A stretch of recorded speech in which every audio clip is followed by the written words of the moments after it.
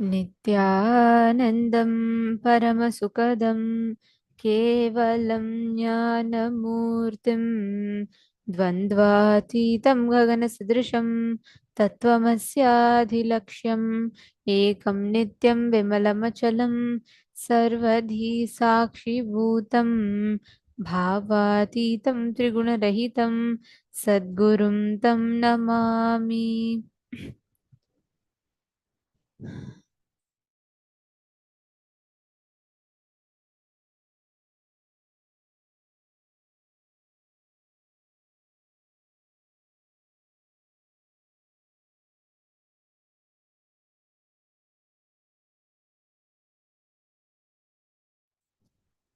Nithyanandam, we welcome all the participants, every one of you, for the program today. Parashakthi Akashic Readings, a divine interaction with the cosmic mother herself. Do you want to know your past, present, and future? Or have you always wondered, what it means to know, to be able to access the Akashic records? And most importantly, connecting to the divine cosmic mother, Shakti, Parashakti, Paramashiva Shakti, the Supreme Pontiff of Hinduism, Swamiji, out of his extreme compassion, is making himself available, accessible to the common people, and channeling the energy of Devi Parashakti in a frequency that is experienceable amongst us human beings. And all the participants that are here today, every one of you, this whole experience, the whole darshan, Parashakti Akashic Readings, is literally Swamiji channeling the ultimate divine cosmic mother, the divine feminine consciousness for each of us to experience, for each of us to understand, for each of us to relate with. Welcome. We welcome all the participants sitting on Zoom. We welcome all the viewers that are watching us on YouTube. Can we request you all to post which place you are joining us live from? Can we request each of you to please post? Let us know which place are you watching us from. Nithyanandam, welcome. I request every one of you to post.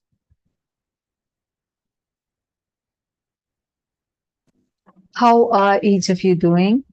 And I know yesterday all of us were showered at the powerful blessings of Parameshwari, Parashakti, Devi herself.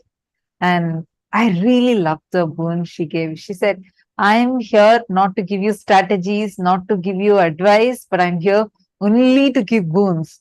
And she showered all of us with such immense grace. Literally, I know so many of you had also shared this, that we could just not take our eyes off the screen. Such a powerful blessing. How was your experience in that powerful Akashic reading that we had yesterday with Devi herself? Please take a moment and please share that with us.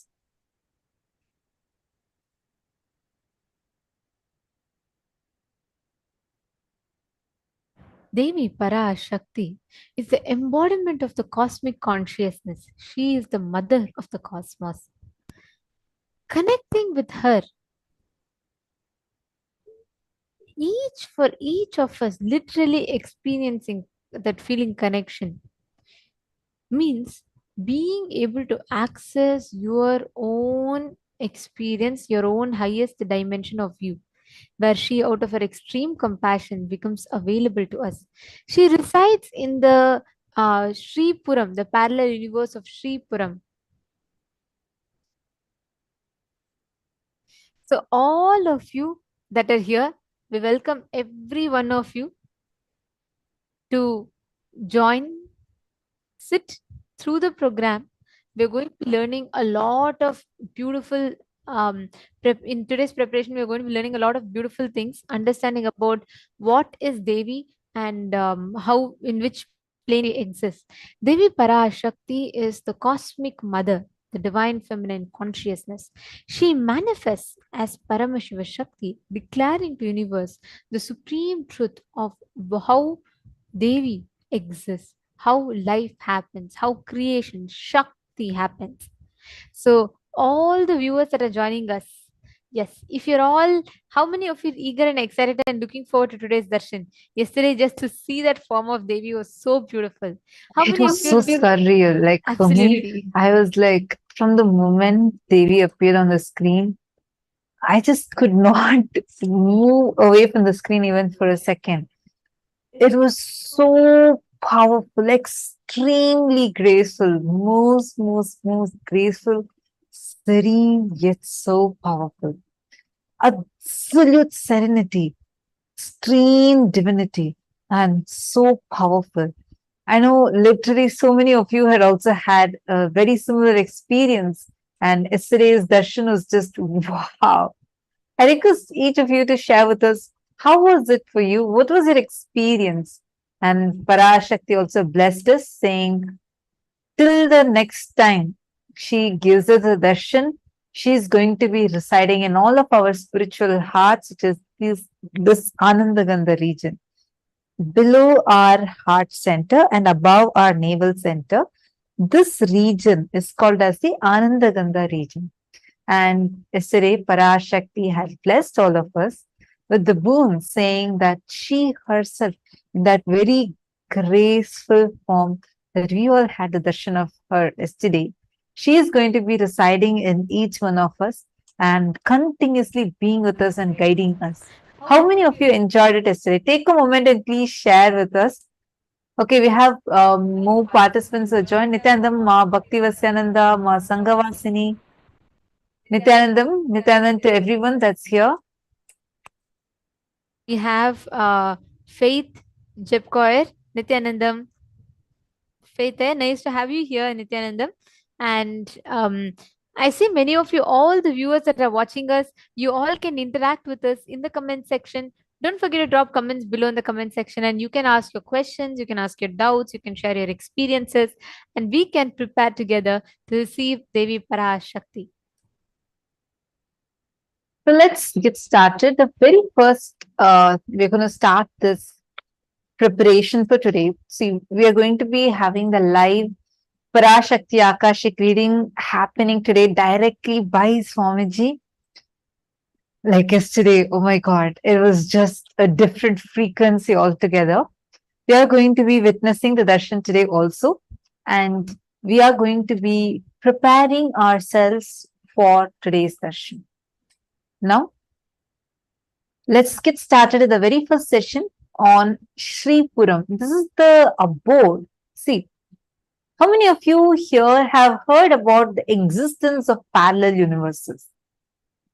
I mean, it sounds so, if you're someone new, it would really sound weird, maybe even weird for you. Understand, parallel universe exists, and we all think that we exist only in this plane. We think that life is limited to just this planet Earth. Just take a moment, imagine and see. Even if you try zooming out, our planet Earth, okay, it's part of one of the planets in our solar system. And like this, there are thousands of solar systems where there's a star and there are planets revolving the star and tons of moons together forming the entire Milky Way galaxy. Already we have become insignificant in this. And like the Milky Way galaxy, there are thousands of galaxies just in our visible universe itself. So this humongous universe that exists, do you really think that only life is only possible in this tiny place called Earth compared to this marvelous, magnificent universe? We might be skeptical about it, but let me tell you something. The advancement in the modern technology, the science and technology, is only proving more and more how our thousands of years old ancient texts from Hinduism are true. In Sanatana Hindu Dharma, there is a very clear revelation, like if you refer to the Mrigendra Agama, clear revelation is there about where exactly is the Bhuloka. Bhuloka plane is not just the plane that we see as planet Earth. Bhugol is different, Bhuloka is different, Bhumandala is different. The Bhuloka plane is the plane where the entire known universe for us, not just limited to our planets, solar system, and galaxy, whatever, even what you know as Big Bang, black hole, everything put together is only Bhuloka. About this, there are totally 7 lokas up, 7 lokas down. So these all together is called as the 14 lokas. Beyond these 14 lokas, meaning apart from these, Atala, Vitala, Sutala, Talatala, Rasatala, Mahatala, Patala, and above. Bhuloka, Bhuvarloka, Suvarloka, Tapoloka, Janaloka, and Maharloka and Brahmaloka itself. Above all of these, we have Shripuram, Vaikunta, Kailasa, and Mahakailasa. And each of these lokas are governed by different beings. If you see the lower lokas, there are snakes, asuras, in Patala. Same way, if you go to the higher lokas, there are devatas, there are super conscious mutants in each of these planes. Shripuram is the residence of Devi Parashakti. It is in Shripuram that Devi resides, all her avatars reside. So let us now learn about this Shripuram. What is Shripuram? The space of Devi Parashakti.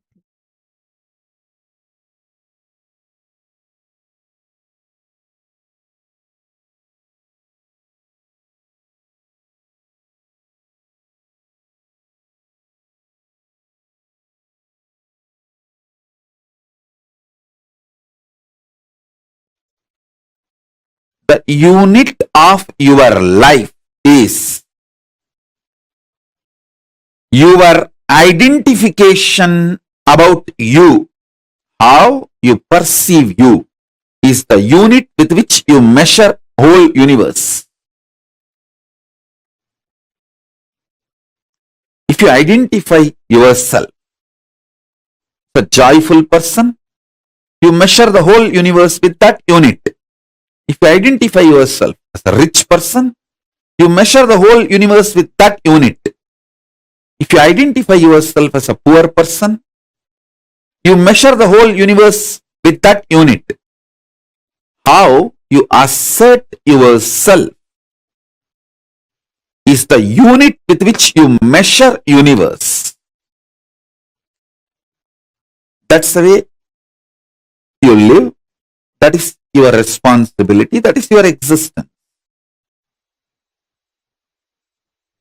Now I'll give you simple understandings, few understandings. Listen.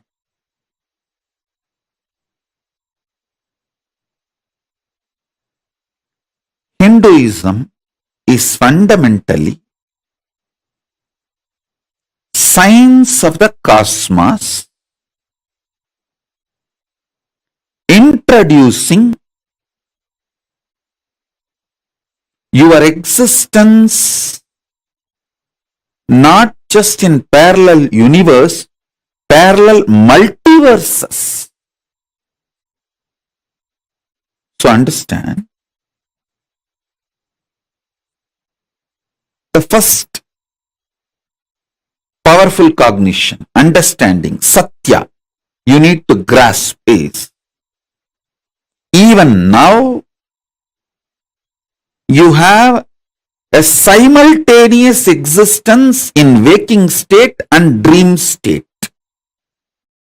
That is why very casually, spontaneously, you can slip into dream state and come to waking state without any effort. Sometimes when the brain fog is too much, you start feeling that there is no gap between the dream state and waking state. I can see when people stare into my screen, I tell them, I am in front of you in waking state Please don't mistake, I am appearing in your dream state. Now I'll give this example so that I can help you to understand how you can face yourself in the multiverses, parallel multiverses.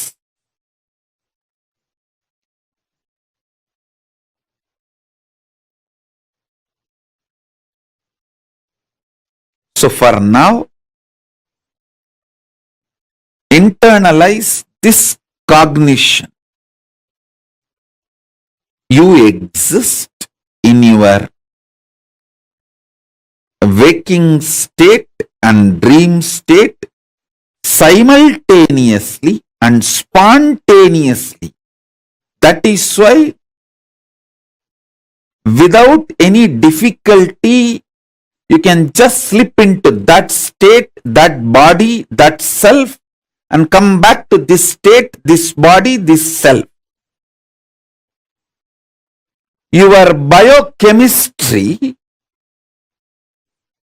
is naturally prepared for you to slip into these different states and different cells and experience different existence, different universes. In waking state, the universe you experience is different, and the dream state, the universe you experience is different.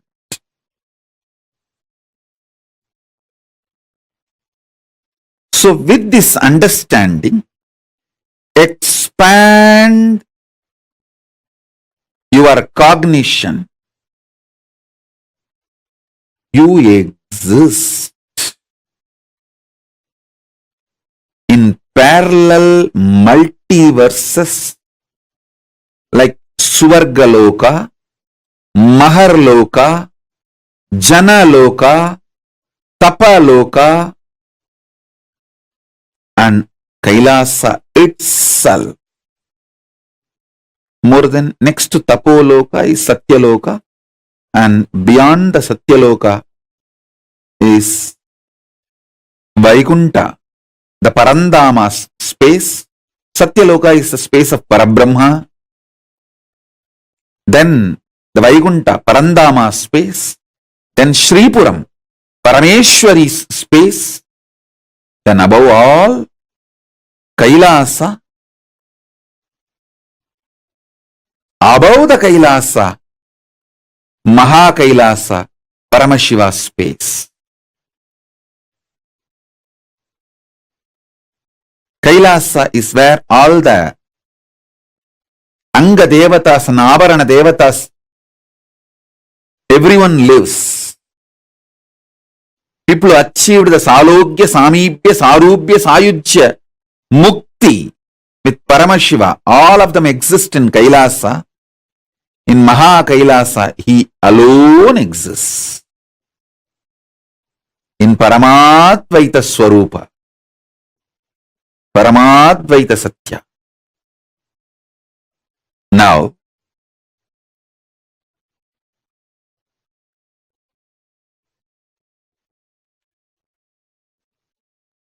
if you understand and start facing yourself in the parallel universes, parallel multiverses, first thing will happen to you is you will understand the whole cosmology and cosmos logical. The logic of the cosmos. Logic of the cosmos is natural law of life.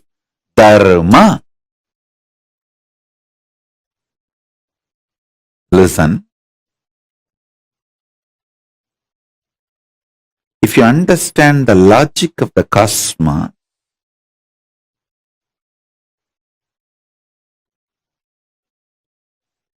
you will have so much power.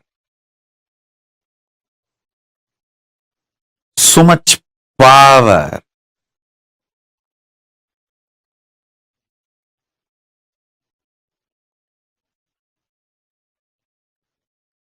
your DNA will be just empowered, fully awakened. Listen, fully awakened.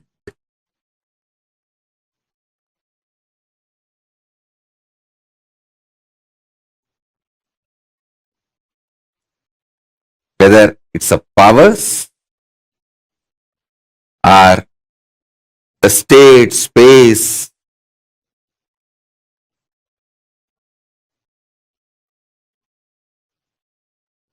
listen intensely. Whether the state, space, powers of Paramashiva or Paramashivatva itself.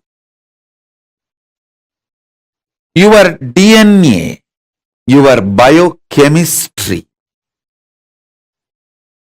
is capable of spontaneously, simultaneously slipping into the parallel universe, parallel multiverses, and face yourself. Please understand how spontaneously your biochemistry is capable of giving you the experience of the dream state and waking state. Same way your DNA, the awakened DNA through initiation. Once your DNA is awakened through initiation, its biochemistry, its bioenergy is capable of giving you spontaneous, simultaneous experience of yourself in higher lokas.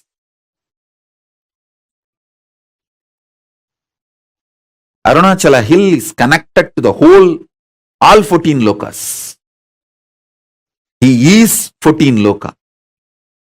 Embodiment of 14 loka, Paramashiva.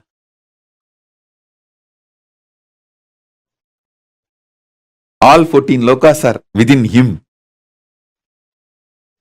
Arunachala has the address in all 14 lokas. If you write letter Arunachala Bhuloka, Arunachala Swarloka, Arunachala Maharloka, Arunachala Janaloka, Arunachala Tapoloka, in all 14 lokas, there won't be any address confusion. Simply the letter will be delivered. Because in all 14 lokas he exists. And more.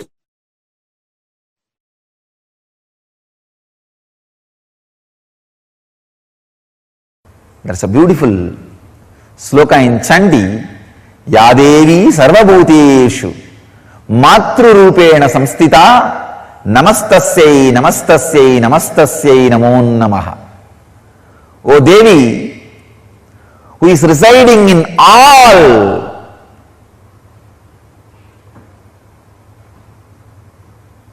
beings, bhuteshu, even the beings word is not a complete translation, whatever exists, sarvabhuteshu matrurupena samstita, in the form of ultimate creativity, mother, matrurupena samstita, who is residing, namastasyai namastasyai namastasyai namo namaha. I bow down, I bow down, I bow down, I surrender. It's amazing stotra. The Vedic tradition, there are two literature, 700 slokas, which can directly give you to enlightenment, lead you to moksha. One 700 sloka is philosophy, Bhagavad Gita. The other 700 sloka is technique, Chandi, Sabdasati, which can directly lead you to enlightenment just by reciting. Nothing else need to be done. See, Bhagavad Gita is linguistic importance. Understand, try to practice. Chandi is phonetic importance. Just reciting. Nothing else. Just reciting. It can lead you to enlightenment. I tell you, there is no enlightened being on the planet Earth without worshipping the sacred feminine, including me. I am basically a Sakta. I myself followed Devi worship from the beginning. If you see my biography and all the deities I carved, the darshan I had, all mother based, the Devi based.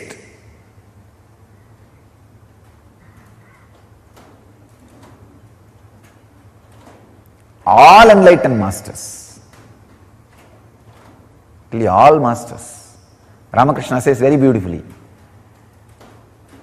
Shiva is Brahman, but Devi has the key to reach the Brahman.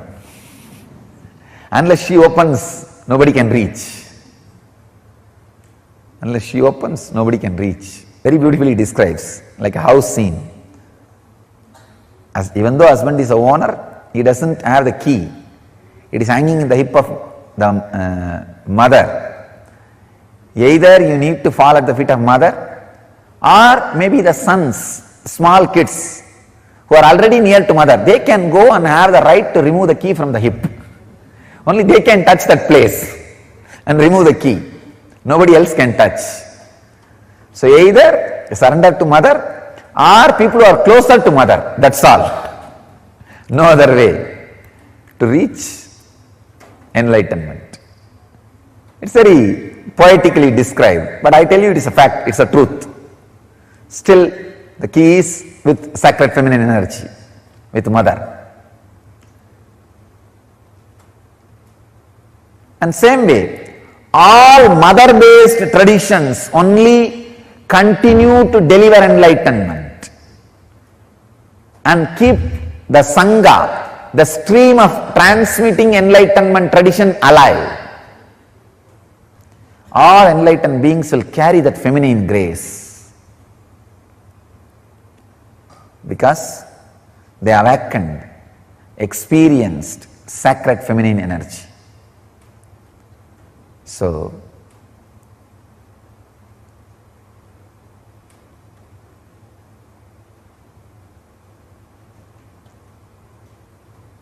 meditate on sacred feminine energy, mother energy, healing energy.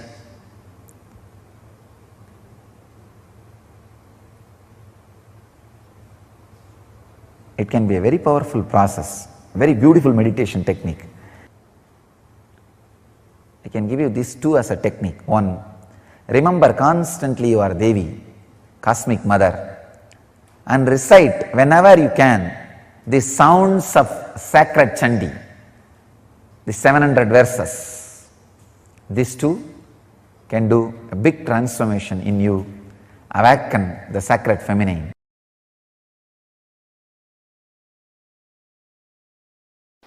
Once I went and told my Guru, Mata Vibhudananda Puri Devi, I went and told her, you are telling me that I am beyond the life and death. She read out Ribhu Gita to me that day and explained some of the great truths in Ribhu Gita, and I will strongly recommend all my disciples read Ribhu Gita. If you have time, no, make time. If I say if you have time, you will never have time. Make time, read Ribhu Gita. It's one of the greatest scripture in Hindu tradition. And she explained to me a concept about immortality. And I went and slept over it. Next day I went and told her, you explained, but I am afraid whether I will enter into that space at all. How to enter into that space?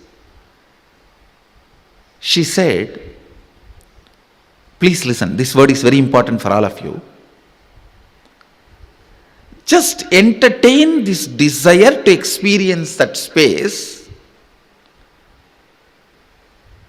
so strongly, the fear whether you will experience or not will break. That is the moment you will experience that space. Listen. She told me beautifully, தேடுதலே தேடுபவனை தேடுவதற்கு ஆக்கி கேடில் செய்யும் சக்தி வாய்ந்தது. In Tamil she said, I'll translate in English.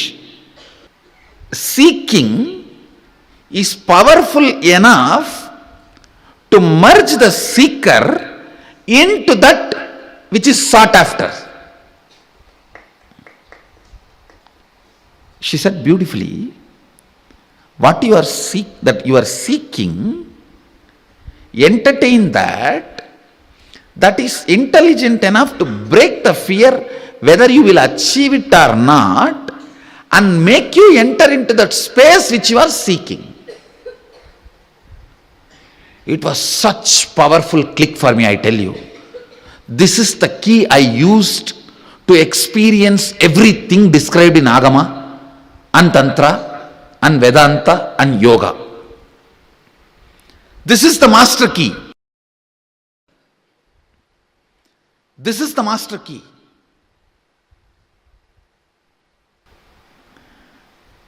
If something clicks with you the moment your master utters, your heart is waiting for the truth. Understand? Your being was waiting for the truth.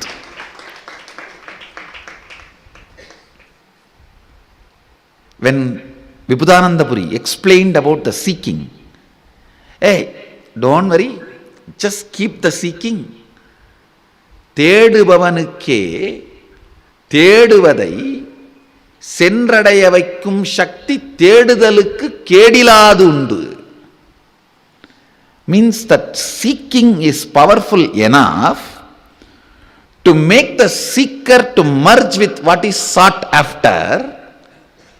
So you don't need to have something else, or you don't need to worry or entertain any other fear.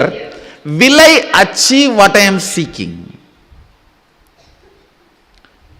It was such a powerful click for me.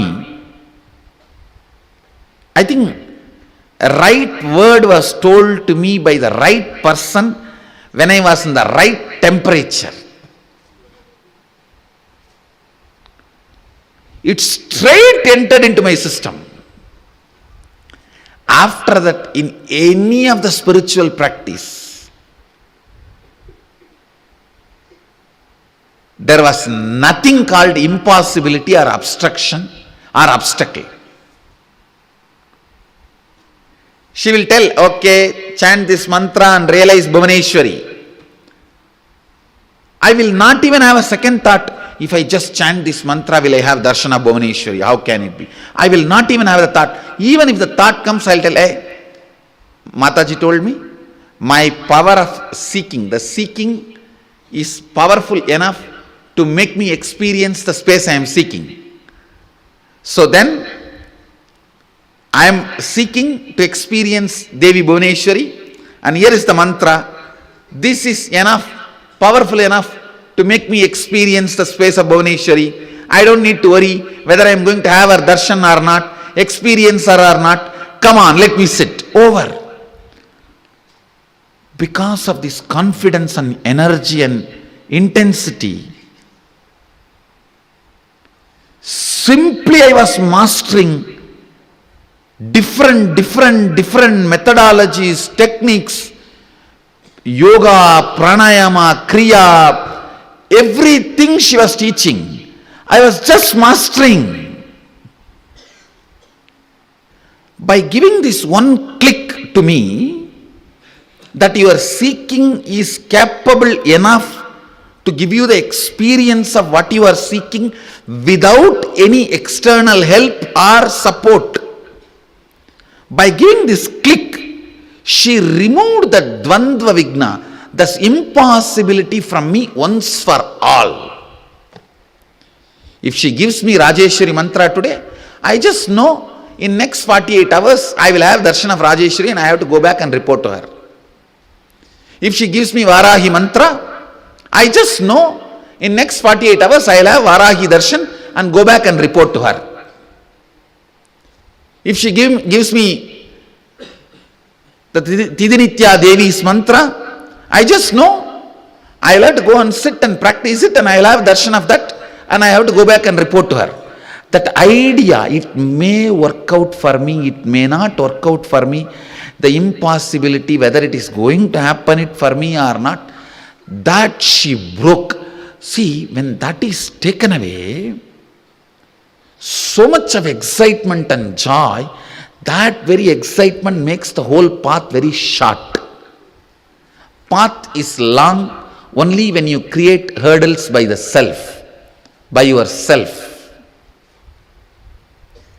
Path is always short when you create only excitement.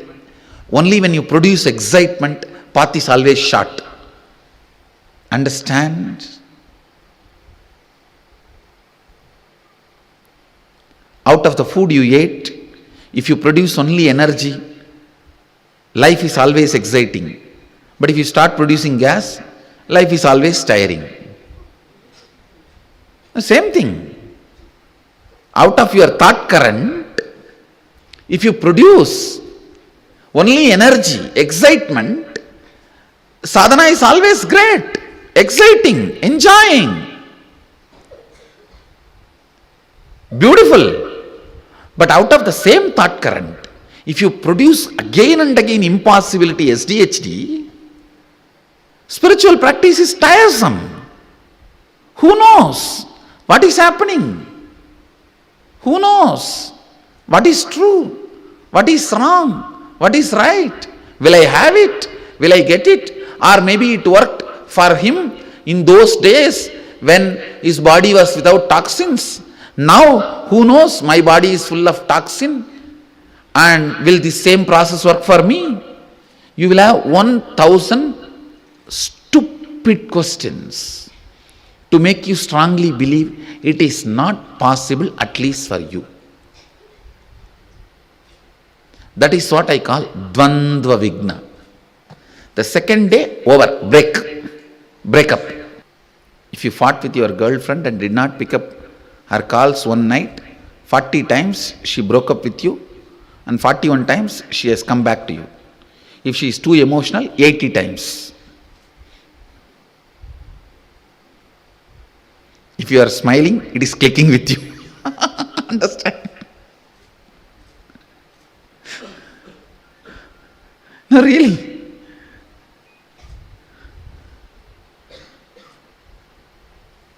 That is exactly the way you deal with the spiritual practice also.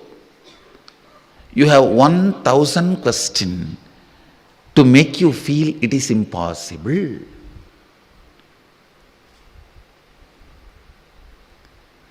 At least within 3-4 days you are convinced, if it is not second day or third day. Within 3-4 days you know, this is not for me. Over. I tell you, liberating me from the Dvandva Vigna mental setup is the greatest thing my Guru has done to me. With this one click, listen, I am not asking you to get depressed by thinking about death. I am not interested in taking away your confidence which you carry that you are going to exist forever. I am not interested in taking away that confidence. And the confidence is not false. That's the good news. Yes, you are going to exist eternally, but please decide to associate yourself with that permanently. It is like just by having the fish smell, you imagine you ate fish. Just by having the confidence which is the smell of the eternal consciousness, you start deluding yourself, you experience that eternal consciousness. That is what I am telling you. Smell is not eating. Please listen. Sometime, if you are planning to eat just for the sake of taste, not because of hunger, even if you enjoy the smell of the hotel, you will feel like you ate already. You won't feel like eating. If you are not really feeling hungry, but you decide to eat just for the sake of taste, or you saw the photographs of that food in the hoarding, in the poster, if you just decide to eat for the sake of taste or for the sake of the way the food looks, even if you enjoy the smell sitting in the hotel for a few minutes, you won't feel like eating, you will be full. Same way, if you are superficially looking into you, what is death, all that, even the smell of your consciousness, which is confidence. Let me explain. It's a very subtle point I am trying to explain. Listen. There is part of you which never dies, which is eternally alive. Your consciousness, your bioenergy. There is part of you which dies. Unfortunately, you associate yourself with which dies, but you draw confidence from which does not die. It is like just by smelling the food, you feel you ate and you are fulfilled. Smell can never fill your stomach. Listen, only if you eat, it can fill your stomach. Same way, just the confidence of bioenergy, you are never going to die, will not make you enlightened, solve the issue once for all. The confidence of your bioenergy, you are never going to die, will be there till your nail gets broken or you face a small fracture. A hairline crack is enough to take away your confidence that you are eternal, you are not going to die. Please listen. You are eternal, you are not going to die. That confidence is only the smell of your bioenergy, not experience of your bioenergy.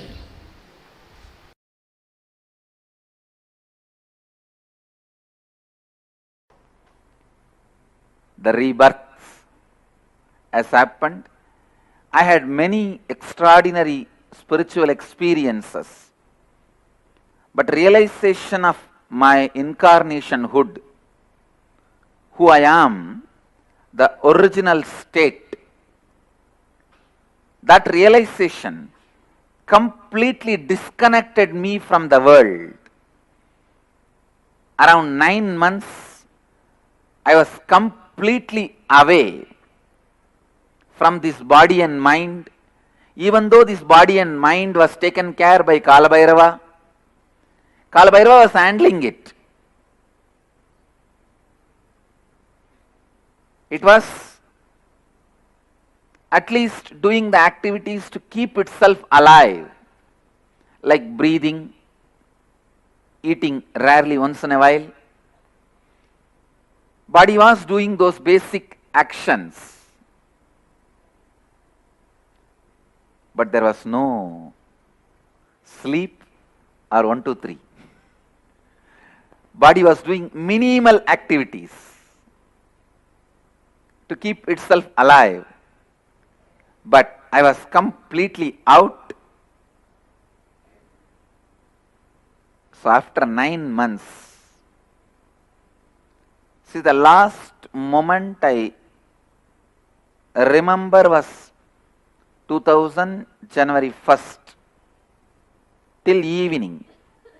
After that, I can recollect is only the 2000 Diwali, almost 9 months after. Only on the Diwali day, 9 or 10 months. On the Diwali day evening, between 4:30 to 6,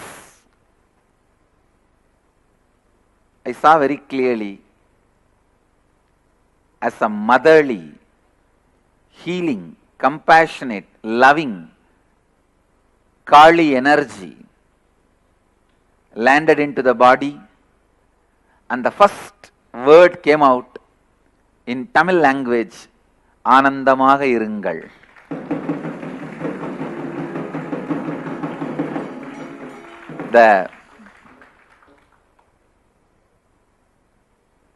After almost 9 to 10 months gap, that was the first word, just like a cracker, explosion, it came out. After that, a few words have started getting formed, then few sounds, then the coherent expression of words started happening. I think by next April, means 2001 April, the free coherent speech has started. So, Diwali is the auspicious day Mother Kali gave rebirth to this body, and this is the day the world was blessed with that beautiful blessing, be blissful.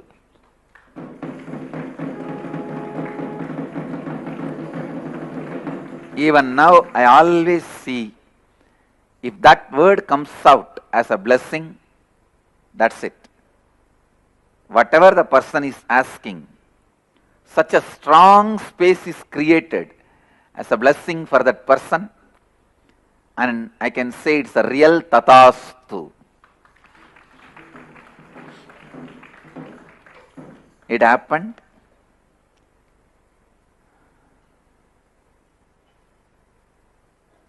I was nearing Arunachala.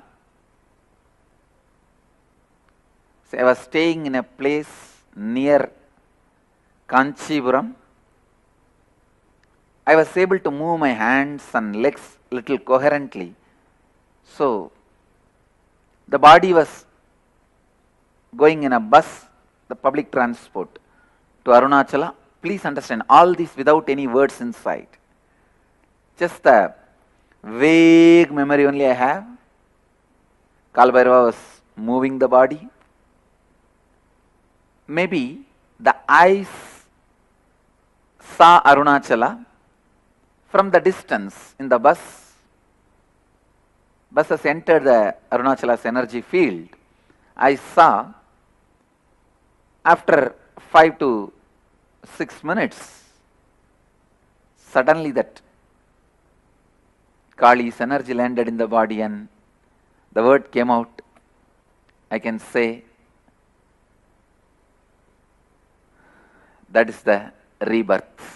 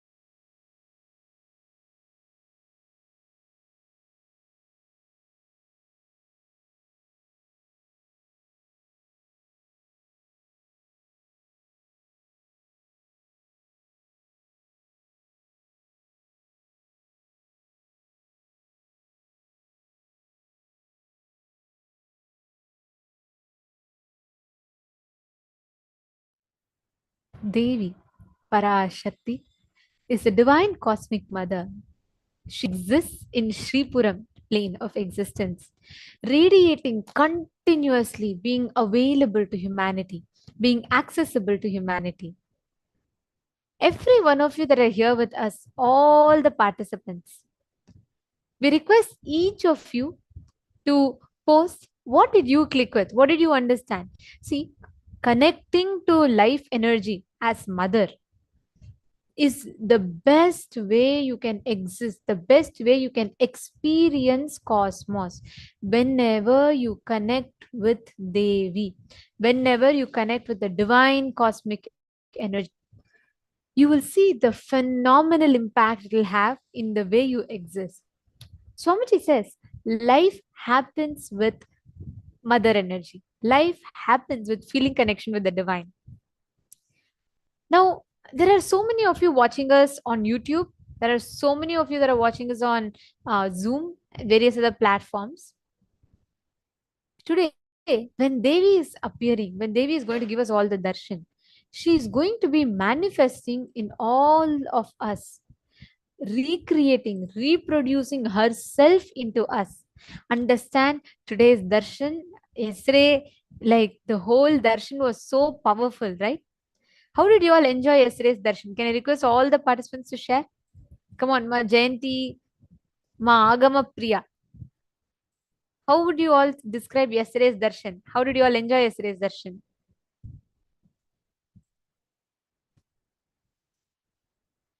Can I request all of you to post in the chat? Ma Bhovati, Ma Virupaksha. So many of you had posted yesterday about how you were so intensely experiencing the presence of the divine cosmic mother. Just by seeing Devi, you felt that intense manifestation happening. The Devi Puranam, the very beautifully describes, Devi Bhagavata Purana describes, when Devi generates, she becomes the energy that pervades the whole universe. She fills in everyone. She is described as the most beautiful, most compassionate, most powerful form of Paramashiva, through which she intensely radiates, and becomes available, accessible in the human dimension. Just her one, the dimension that she's available in. Understand, we will have that immense power of experiencing that deep feeling connection with her. Every one of you that are sitting here, Devi, the manifestation of Durga, Jagat Janani, Jagadambika, she is a source of the cosmos. Just like how so many waves may raise in the ocean, it raises in the ocean, it remains in the ocean and falls back in the ocean. Same way, we all come from her, we all exist as her, and we all go back to her. The time that the ocean, the wave is up, the top of the wave, it can't think, oh, I'm separate from the ocean, ocean is different from me, so better let me have an independent existence. Whatever its delusions are, the reality is what? It started from the ocean, it's because of the ocean, it is going to merge back with the ocean. We all came from Devi Parashakti, we all live connected to her, we all go back to her. Today, during the darshan, any boons that you want to ask, any prayers, you can ask. Swamiji, as Devi Parashakti herself, will be granting you all.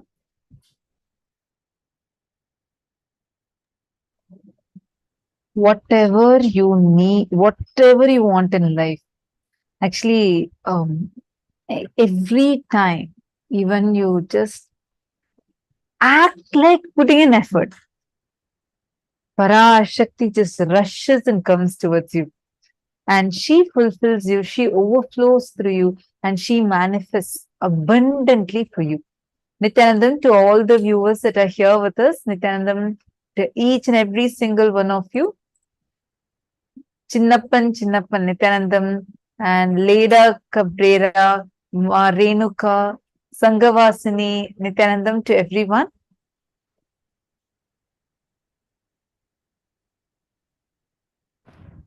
one of the important aspects of darshan. When you see Devi Parashakti, understand in Hinduism, anything to do with connecting with life, anything to which we need to add sacredness, we always call it as mother. Think about it. For example, if we wanted to make water sacred, we call it as Ganga Mata, Ganga Maya.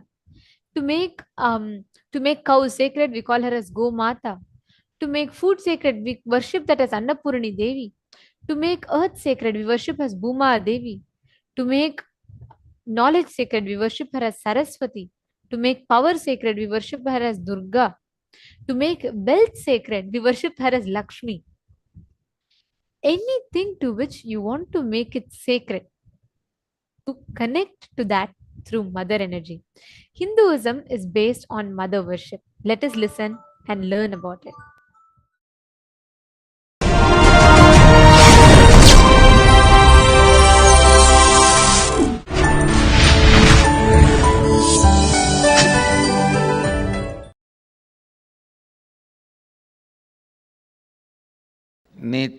नित्यानन्देश्वर समारम्भाम् नित्यानन्देश्वरि मध्यमाम् अस्मदाचार्यपर्यन्ताम् वन्दे गुरुपरम्पराम्.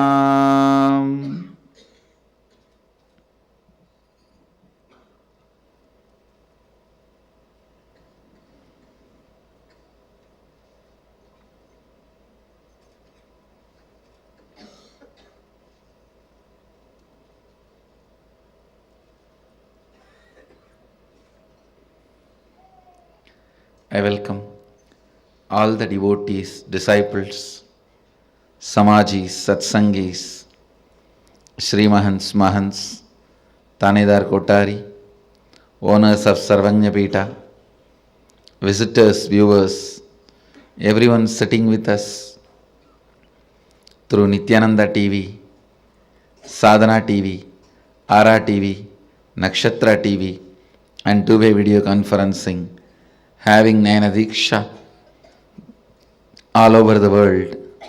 The city is sitting with us in two-way video conferencing, having Nayana Diksha, Puduvai Adinam, Nithyananda Nagara Bididi, Dubai Adinam, Houston Adinam, Hyderabad Guptakashi, Singapore Adinam, Bangalore North, Morris Plains, New Jersey, Trinidad Tobago, Indrani, New Jersey, Kastav, Croatia, St. Louis Adinam,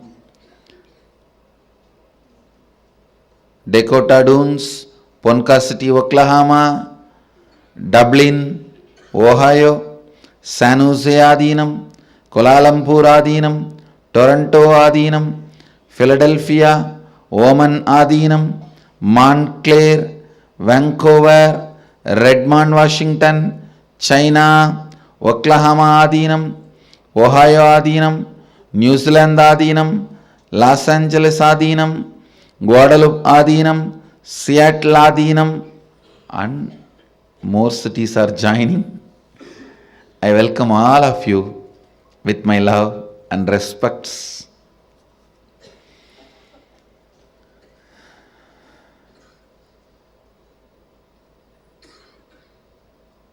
Today, the second day of Navaratri and first day of Venkateshwara Brahmotsavam, Devi Rajarajeshwari is gracing with Lakshmi and Parvati, and Venkateshwara is gracing with Sridevi and Bhudevi.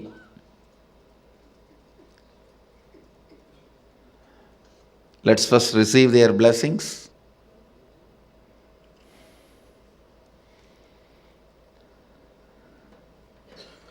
Navaratri is happening in all our temples, ashrams, sangha all over the world, in all centers, mandirs, temples and adinams. I'll expand few words on motherhoodship. Please understand, first and foremost relationship is mother. Ability to learn, even idea to relate starts with mother. How to relate starts with mother. Understand? Your idea to relate, your ability to relate starts with mother. Mother's contribution in your life, either by doing some things or by not doing some things. Please understand, even if she was not there in your life, the impact of that remains forever. Either she is there or not there, her impact on you remains forever.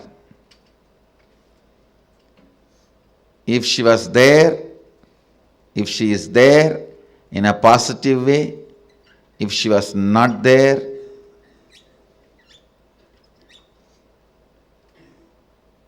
her absence impacts you forever, I tell you.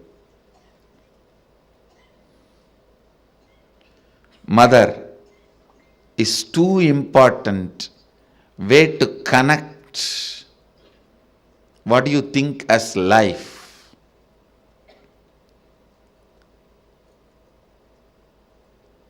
In Vedic tradition,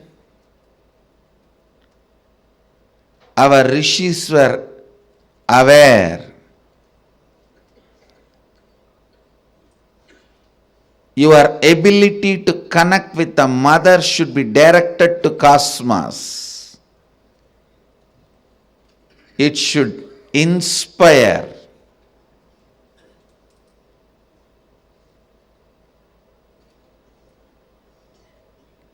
It should awaken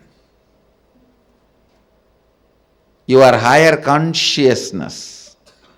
It should inspire your higher consciousness to express through you. It should awaken your higher consciousness.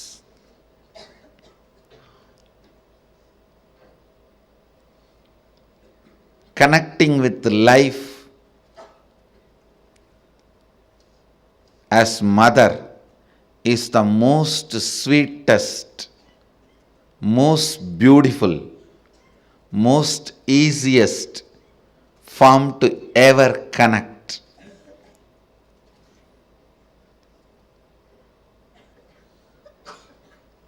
Please understand, my childhood was full of spiritual experiences, amazing spiritual masters, great yogis like Raghupati Yogi, Vibhudananda Puri, the personalities of their stature, Ram Surat Kumar, Annamalai Swamigal, Sadhu Om. I can list the personalities, great spiritual personalities.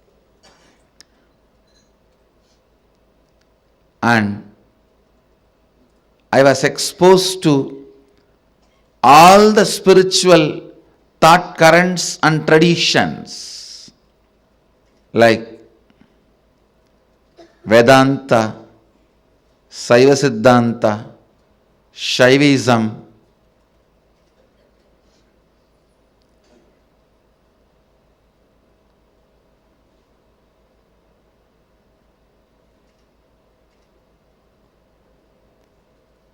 even the thought currents of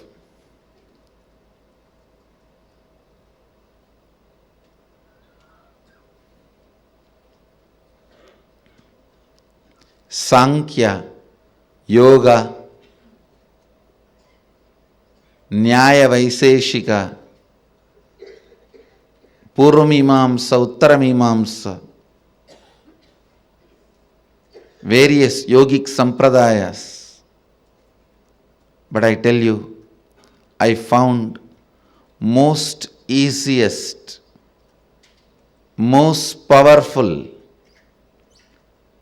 most inspiring, most exciting way to connect with life as the form of mother. It's mother worship. I myself chose, after being exposed to so many spiritual masters, experiences and philosophies. I tell you,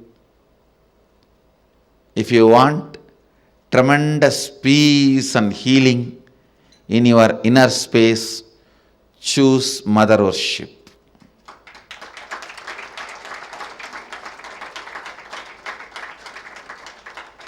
Even with your guru or your Ishtadevata, relate as mother. You will see the kind of a healing in your biomemory. It will lead to extraordinary healing, unimaginable healing, extraordinary completion, unimaginable completion. Blessed are those who had responsible mother till you became 14. Actually, till 14 only you need. Till you become physically matured, you need mother. Blessed are those who had life around their mother till 14. I tell you,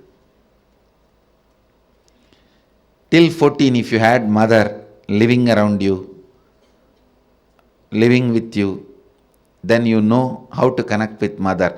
You don't need a separate lesson. Connect with the divine the same way.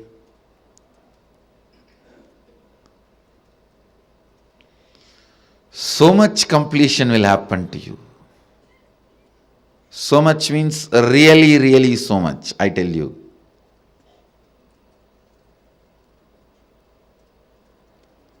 There are various attitudes, bhavas, techniques, methods to connect with the divine, higher consciousness, but nothing like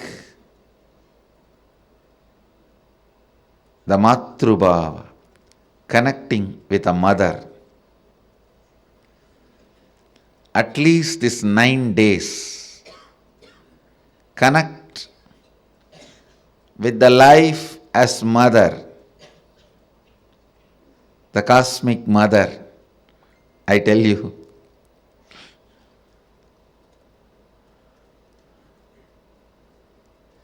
then you will understand you will never be same again after these 9 nights.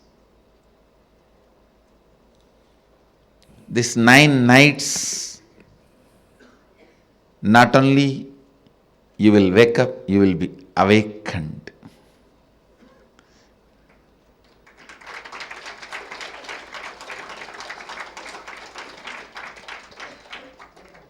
If you can connect with the life with the same attitude of connecting with your mother, and if you had incompletions with your mother, complete with that first. And connect with the cosmos, the cosmic mother.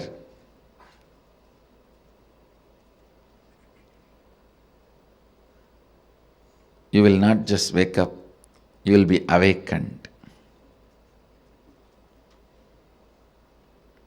I myself had a great mother, and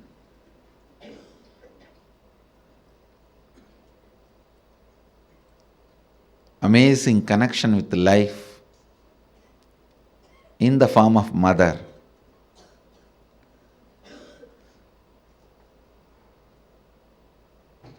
Even though I had darshan of different gods, goddesses,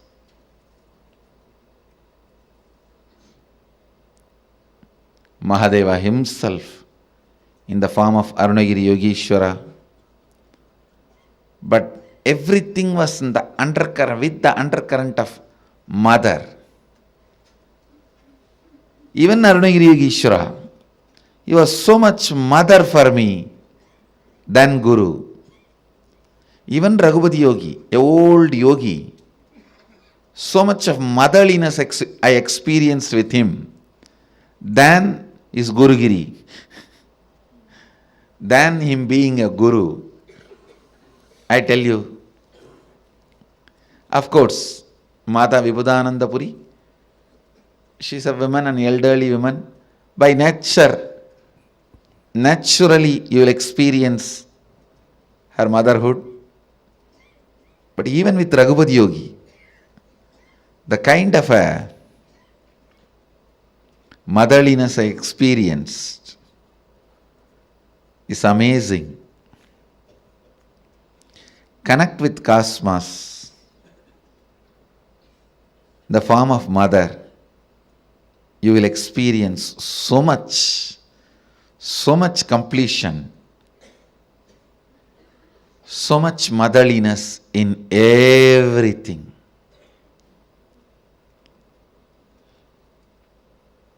People will experience so much motherliness from you in everything, I tell you.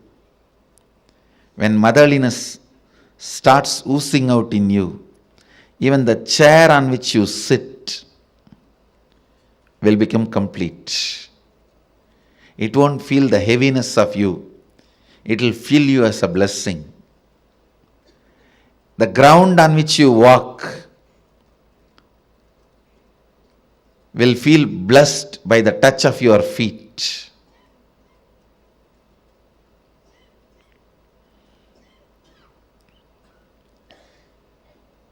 The air you breathe will be blessed. People whom you see with your eyes will experience that love and compassion. I tell you, nothing can be compared to receiving the love of motherliness and sharing, radiating the love of motherliness. If you can't radiate, receive and radiate, whoever you may be, you waste your life. You are missing one of the major dimensions of your life. Whether you relate with your Guru or your God, it can be any God, Shiva, Vishnu, Parvati, Durga, Kali, Ganesha, Subramanya, any God. If you can relate with the tremendous motherliness, if you can perceive motherliness from your God and Guru and radiate that motherliness to the people around you, you have succeeded in the game of completion. You will bring so much completion into you and to others. So much completion into you and to others. My Navaratri message to all of you: connect with the whole world as you connect with your mother.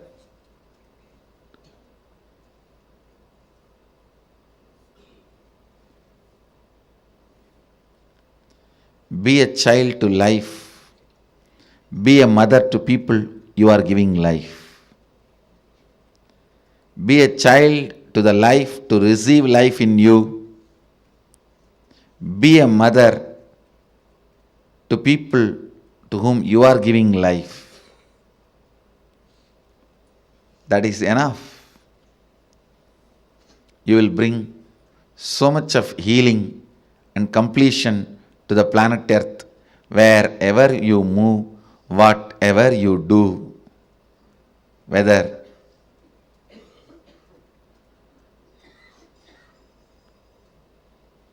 you are a professional, engineer, lawyer, doctor, politician, political leader, celebrity, spiritual leader, whatever you may be doing,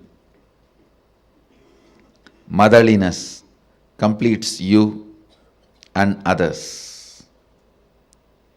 Today I wanted the Vakyartha Sadas to be done on connecting with life as mother, being a child to life, and being mother to the people you have to give life. Being a child and being a mother. Have Vakyartha Sadas on this subject and internalize.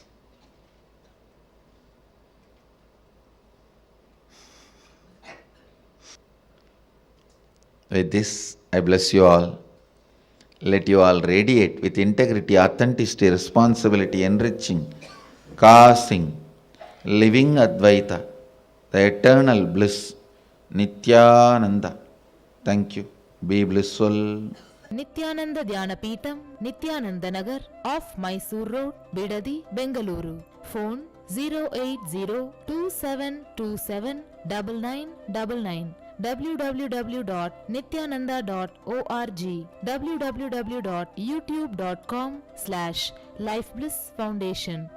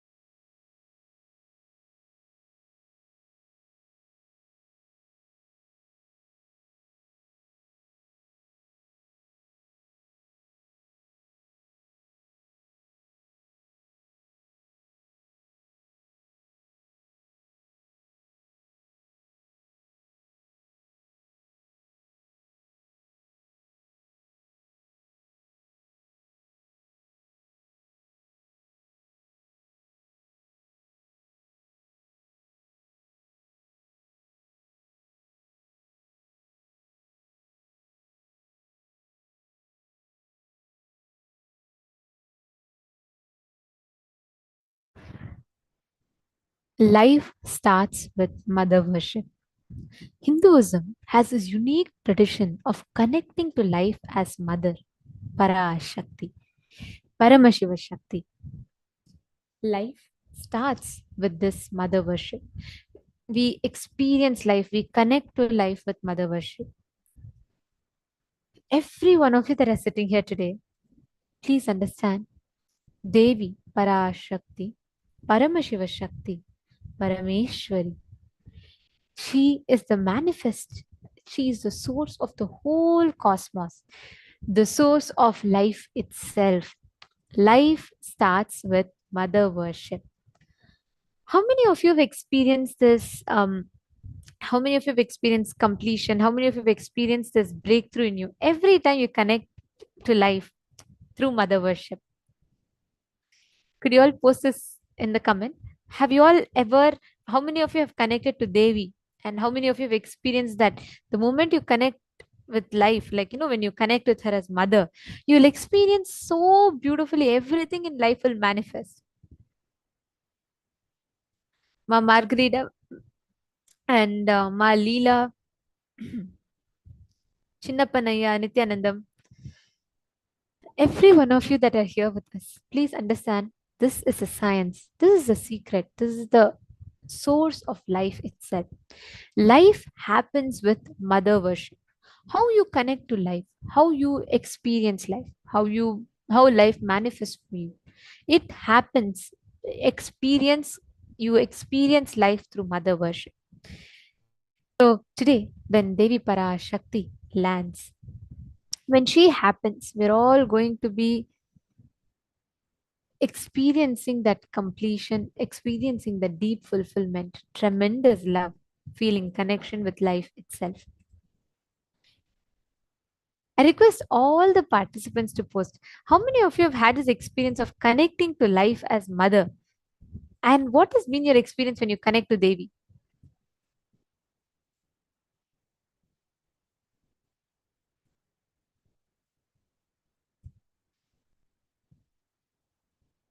Ma Prematavasi is saying it was divinely sweet, and Ma Maha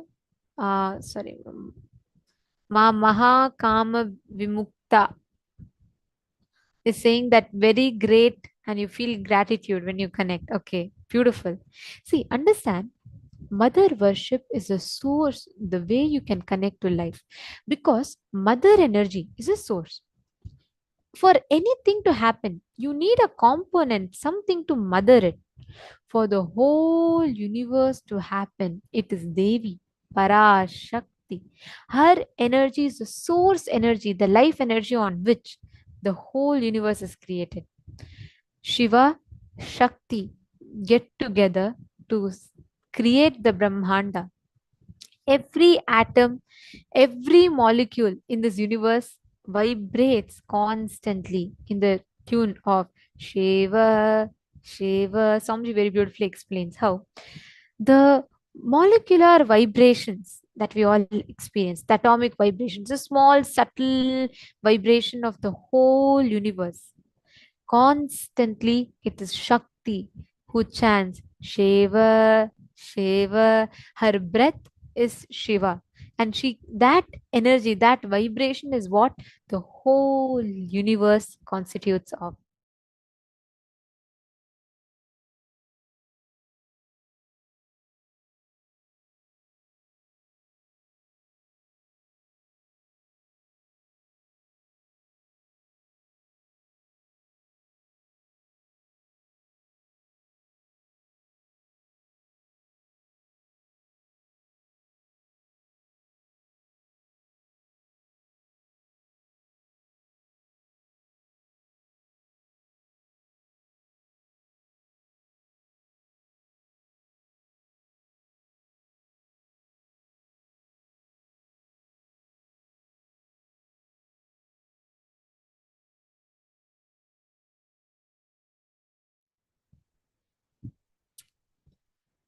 Life happens through mother worship.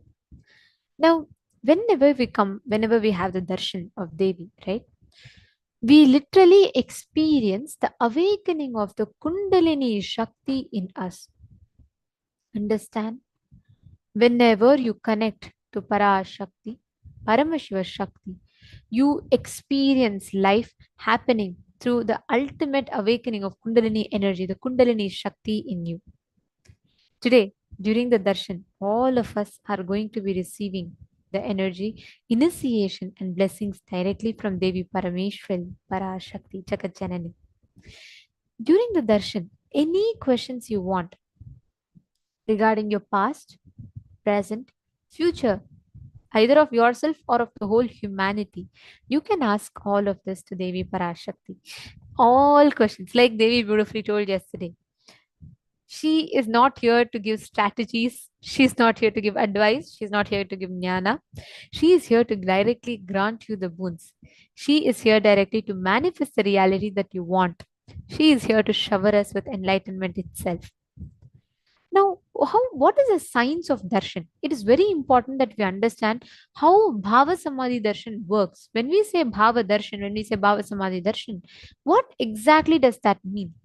The very word Bhava Samadhi has a deep significance, a tremendous significance. Understand, whenever you connect to Devi, the divine cosmic mother, she reveals the reality as it is to you, grants you whatever you ask for, that will become reality. That is the exact process that we all experience during the Parashakti Akashic. காளியின் ஆட்டத்தை ஆனந்தத்தை ஆனந்தத்தொடு ஆடிய ஆட்டத்தை கண்டோர் உயிருக்குளெல்லாம் இறங்கி குண்டலினி உயிர்ப்பிக்கச் செய்து மாய மனத்தின் இருளை அகற்றி மாயம் அழித்து மங்களம் தந்து குரு பக்தியும் சிவ பக்தியும் பரமசிவ பக்தியும் பரமசிவ சக்தியும் அளிக்கின்றேன். மனமாயை விடுத்து குரு பதத்தை பற்றுங்கள். நித்யானந்தமாய் நிஜாவதாரமாய் வந்துதித்த என்னை பற்றி வாழ்வில் எல்லா நலமும் பெற்றிடுங்கள். ஓம் ஓம் ஓம். யாதுமாகி நின்றாய் காளே.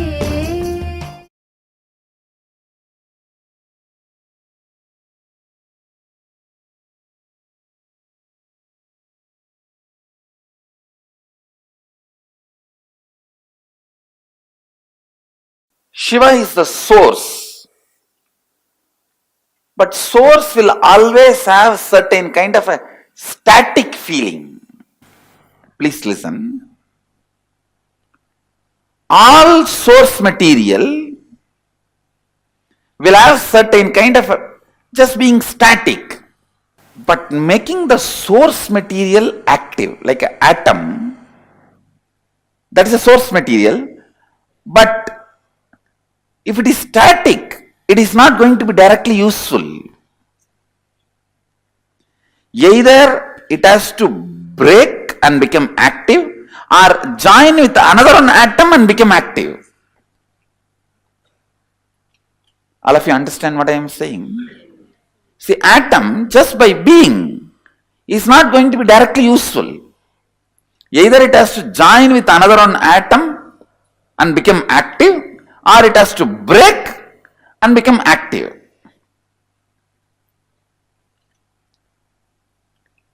Only when it becomes active, it is directly radiating energy, power, does what we want.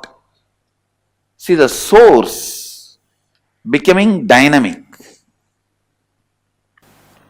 You always think leader means who doesn't do anything, just everything everyone does and he makes them all do and he just sits. But a real leader, the core of him will be more active than anybody under him. So the core need to be with Shakti, alive, active. So now you will see that very core becomes active. In a way, only when Shakti enters, Shava becomes Shiva. If Shakti is not there, Shiva is only Shava.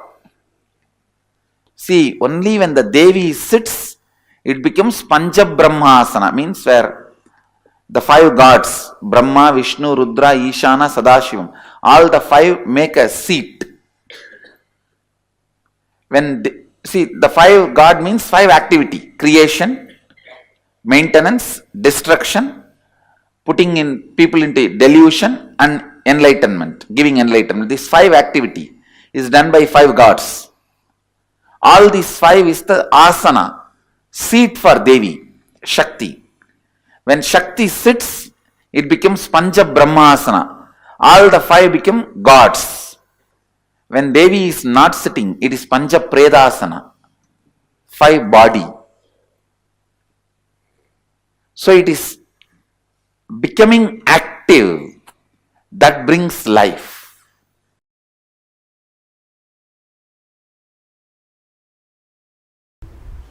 The excitement created by verbalization, excitement infused by visualization, excitement infused by the Kundalini awakening, your consciousness waking up. These are the three levels of Shaktipada you go through. Every day in your life, these three Shaktipada, any one you go through, or all three. But always in these three something will be happening. If all the three are not happening, you will not be alive. You will be in depression. Literally dead, waiting for the breathing to stop. Waiting for the breathing to stop. These three fuels. Verbalization instigated excitement. Visualization instigated excitement. Kundalini instigated power. In these three, any one Shaktipada will be always happening in your life. Without all these three, you can't be alive. If all these three are not there, that's what I call depression or depression, to make it more raw. Stuck.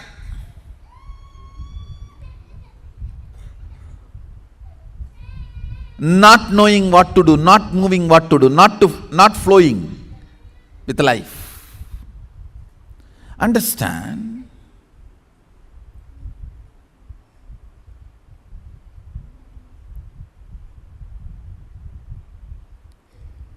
More and more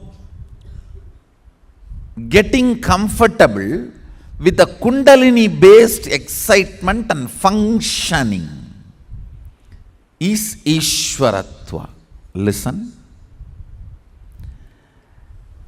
Verbal inspiration, if it makes you functional, you will be a very logical person. Doing all the logical work, you will be so excited and you will be almost like a settled, you are in your best. I have seen few people, all they need is just a microphone. You don't even need to put volume, and they don't need people in front. Just a microphone and imagination that they can talk and people are there in the front. Enough. They are in their best. They don't care whether the people in the front are sleeping, sitting, listening. No, nothing matters.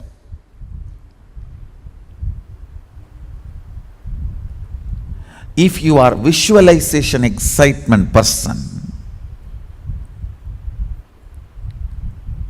you will forget even your food by painting or dancing or carving. I still remember there was a period in my life just decorating deities I'll forget day and night. I tell you, decorating deities physically and taking care of the cows physically is one of the best vatavarana for your muscle memory and biomemory. Anybody feels stuck in your life, feeling confused, stuck, confused, don't know what to do, no inspiration. Understand, when you don't have inspiration and you want to hold on to your outer identity, you want to continue to keep up your makeup and arrogance, you become worst cunning. Now, you have to make up for all your failures by lying.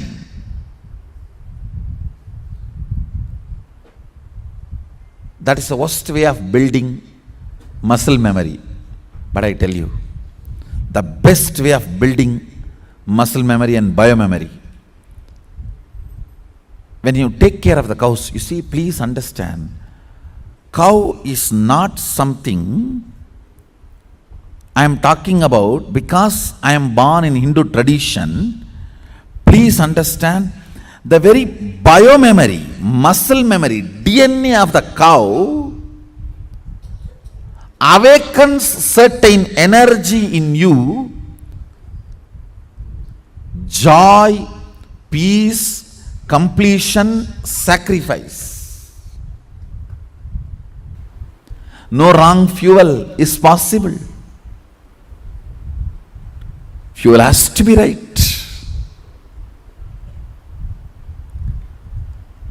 Constantly having the Kundalini Shakti and spiritual strength as fuel, and that fuel moving you. And when that fuel moves you, every small action you do will be power manifestation. If you make a call, it will be a boon for him who is receiving. If you answer a question, it will be solution for that fellow.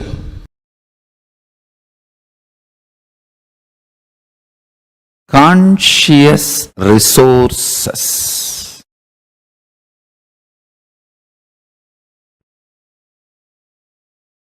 Awakening intense, pure, unclutched space.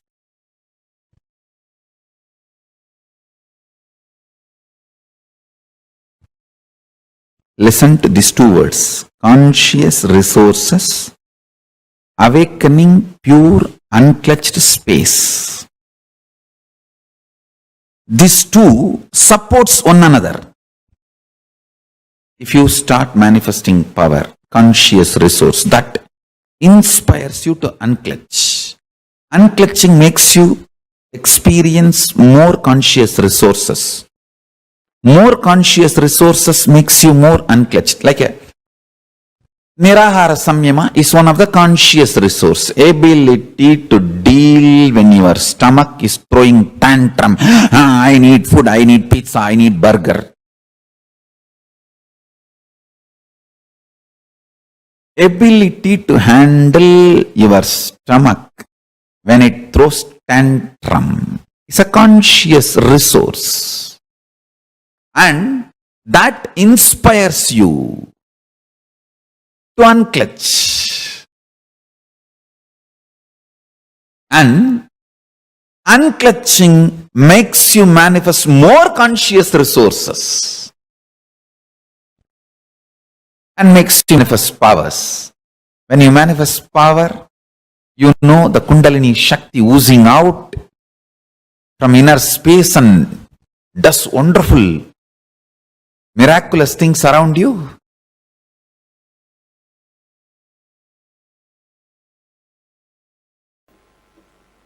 Please understand, the essence is basically awaken your Kundalini Shakti.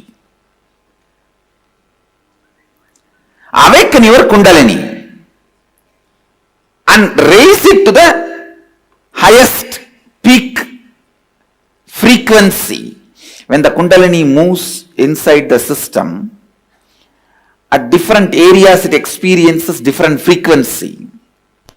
Raise it to the highest frequency and celebrate the life, enjoy the life as you want with this extraordinary, overflowing, excessive, luxurious life energy. Understand? That's the word I have to use.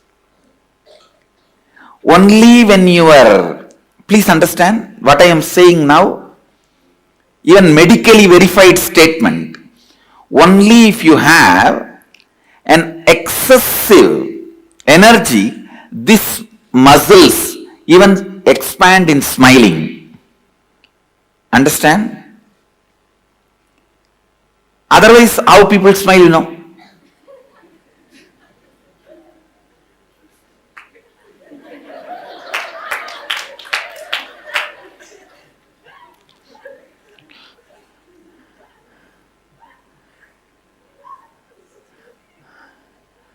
Now I am telling you, life should be lived with luxury of energy. I am telling you, if you think the car you drive, the chair you sit, and the house you live, that only demonstrates your luxury, that is the symbol of your luxury, you are cheated. You are just cheated. It is the luxurious energy you carried in your stomach, in your heart, in your throat, in your face, in your crown. That is luxury. That is the best luxury. I tell you, when you wake up in the morning, the energy you carry in your stomach is, are you carrying a cramp, or are you carrying the gas, or are you carrying an uncomfortable acidity feeling? What are you carrying in the stomach when you wake up? And by the time you get ready for your everyday routine, you remember your everyday, what is the energy you are carrying in your heart. The moment you remember, you have to go to your office, you have to meet your family, you have to meet your team, you have to meet your team, you have to meet your boss, you have to do your everyday actions. What is the experience you carry when you remember your everyday routine in your heart? What's the energy you feel near your chest? That decides whether you are living luxuriously or not.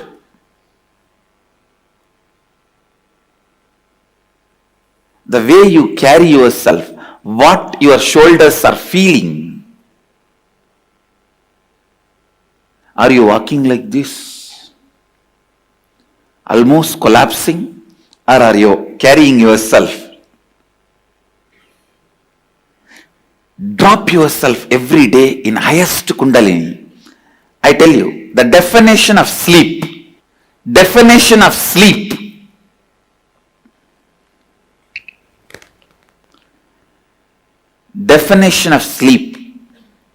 you should never feel tired, bored when you close your eyes and rest your body. You should not be feeling restless. Understand?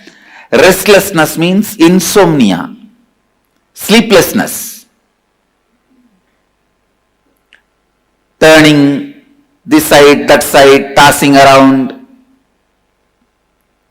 Neither you should be exhausted and drop yourself in the bed and fall asleep, nor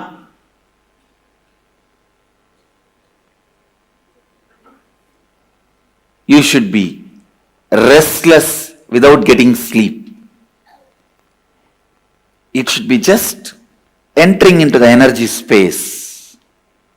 And it is possible. I am not giving you any great theories. No.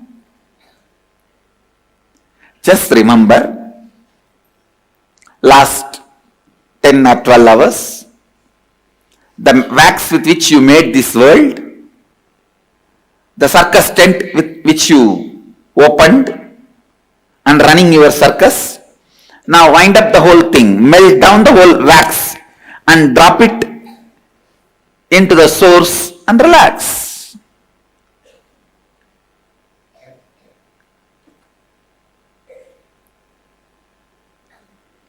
The circus tent, the poles and the cloth and the lamps, rings and the ringmaster, animals and the visitors, viewers, fans who are clapping and few people who are protesting that animals should not be tortured.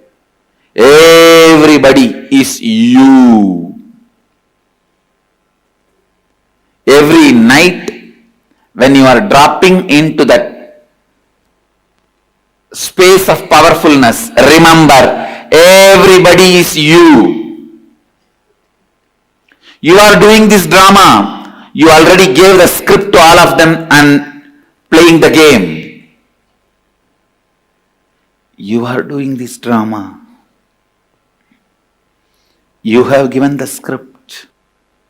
Just relax into that powerfulness which comes when you do completion every night. Before falling asleep, just complete whatever incompletions you remember and fall into that powerful space. Fall into that powerful space. Neither you should be tired or bored or exhausted when you fall asleep, nor you should be restless, sleepless.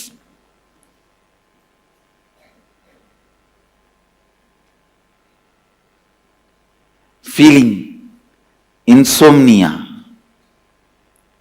Understand, insomnia and tiredness both are same.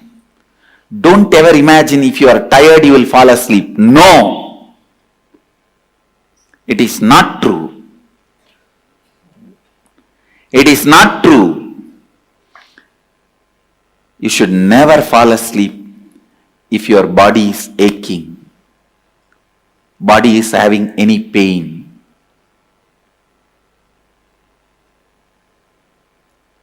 Complete with all the physical, mental pains, boredom, all that,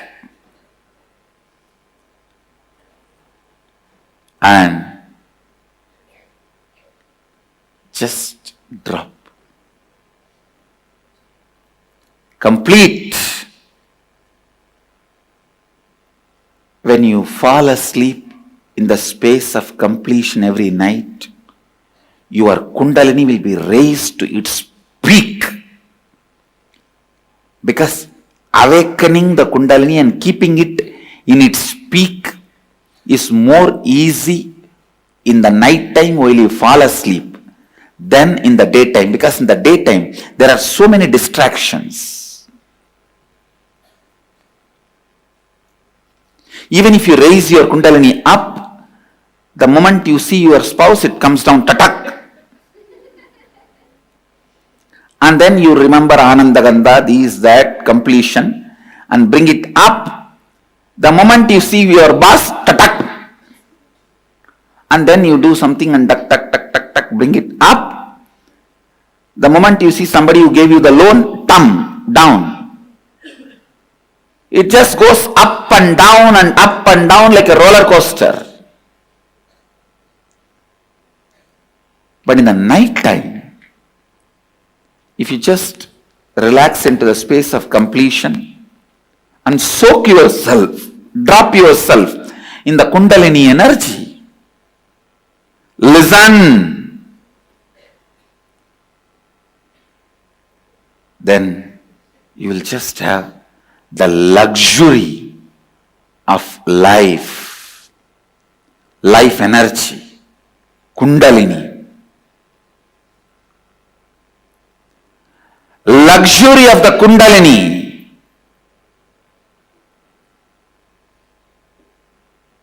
is the gift I am giving it to the world. Understand? Anybody who claims you are my disciple, follower, devotee, you should have received this gift, luxury of Kundalini.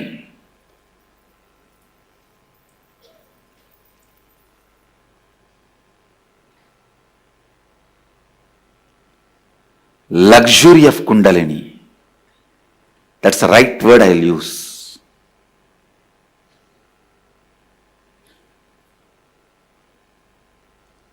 No question of any powerlessness. The way you carry you, the way you walk, talk, sit, see, people should know you are carrying a VIP inside you.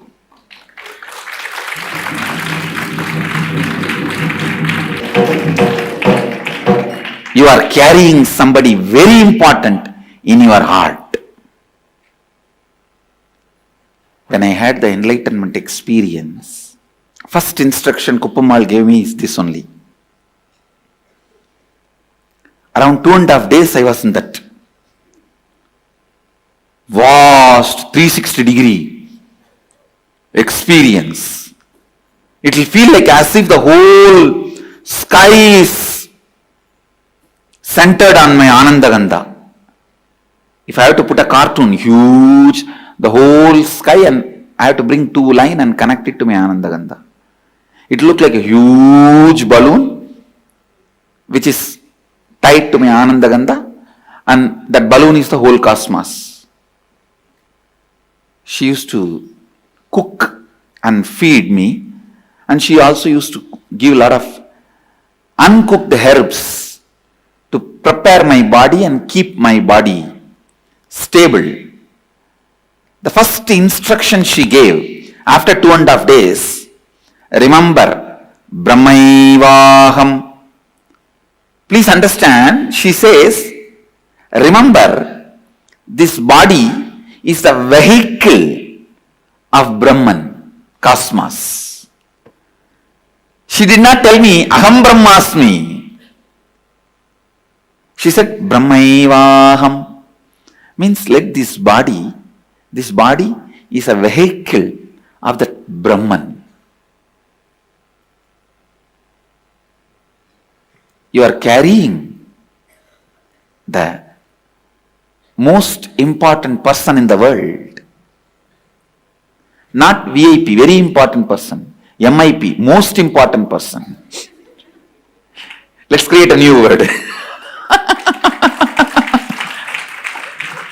Most important person. Brahmaivaham.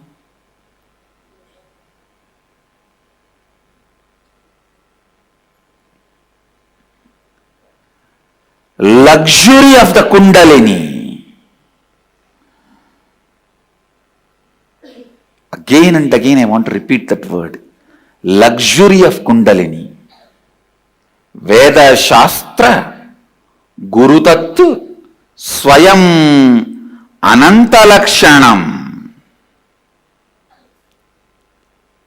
As per the Vedas, Shastras and teachings of the Guru, myself is the pure bliss.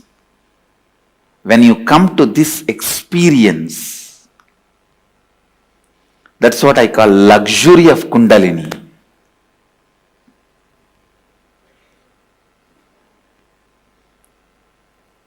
How you carry your shoulders and neck every day When you walk out of your room to live your life, what you carry in your eyes to share with the world, understand, whatever you carry in your eyes, nose, face, mouth, it gets shared with the world without even you pressing the share button.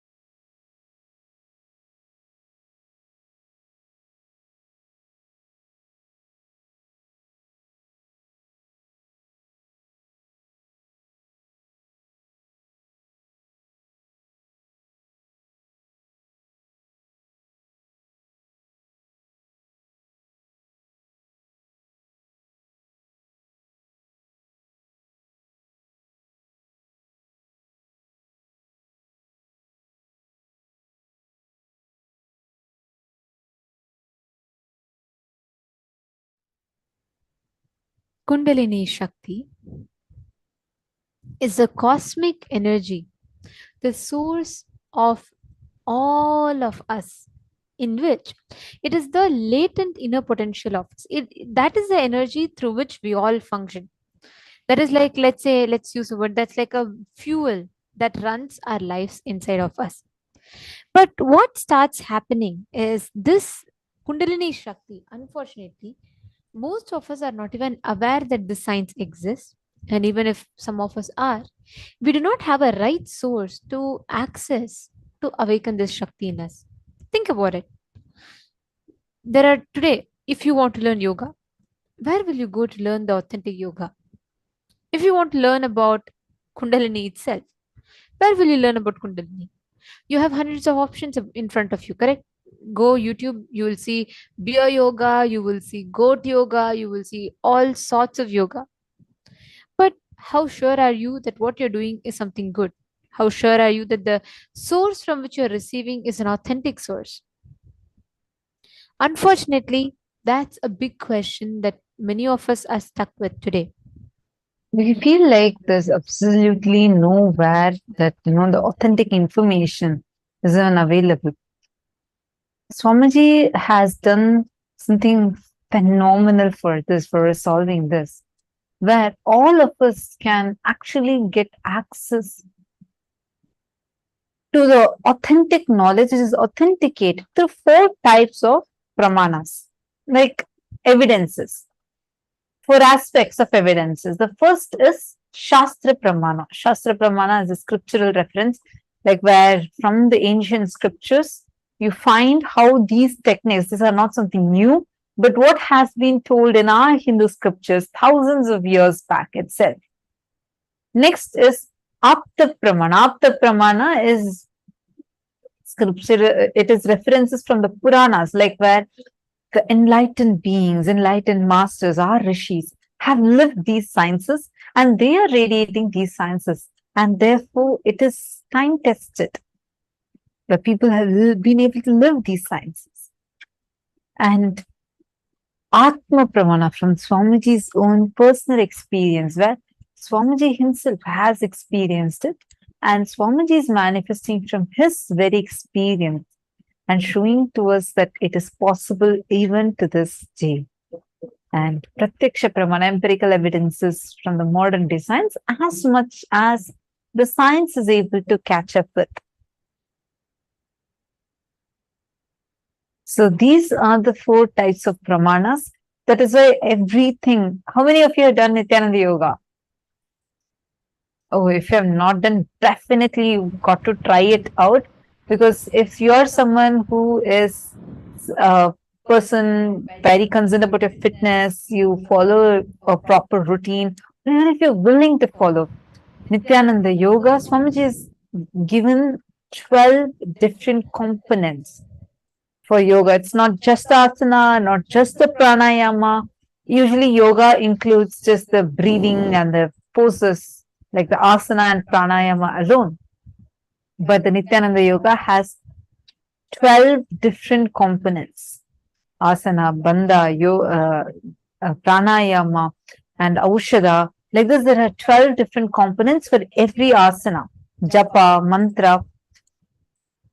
And Swamiji has revived this with all these 4, whether it's Shastra Pramana, the scriptural references are there, Apta Pramana from before this, which all great masters have practiced this, and Atma Pramana, how Swamiji himself practices it, and Sakshi Pramana, where by making all of us, millions of us live it and become empowered with it, and Pratyaksha Pramana, where through empirical evidences in the science, Swamiji has proven how these sciences we are learning are extremely beneficial to us. Understand.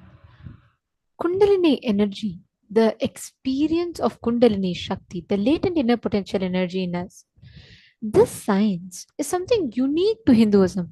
Today, if you see, every single science is completely diluted, and if a person has to go and choose, that person would probably go crazy trying to understand what exactly they need to choose.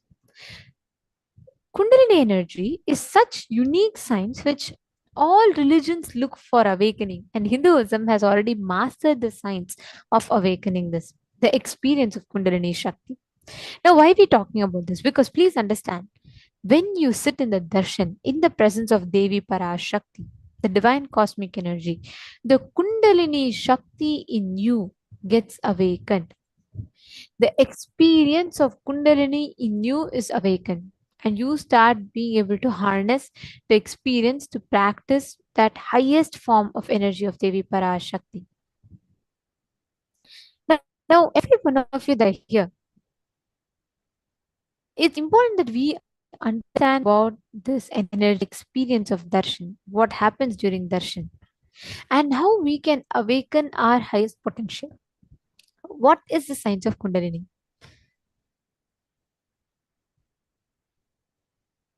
And how you can experience this awakening about the Kundalini Shakti inside of you. Please understand, all the participants sitting here, we all have the innate potential. Let's give an example, like let's say there's a water reservoir. Okay, so the whole town is distributed from the water reservoir. Let's say the whole town or a particular area, a community, is distributed water.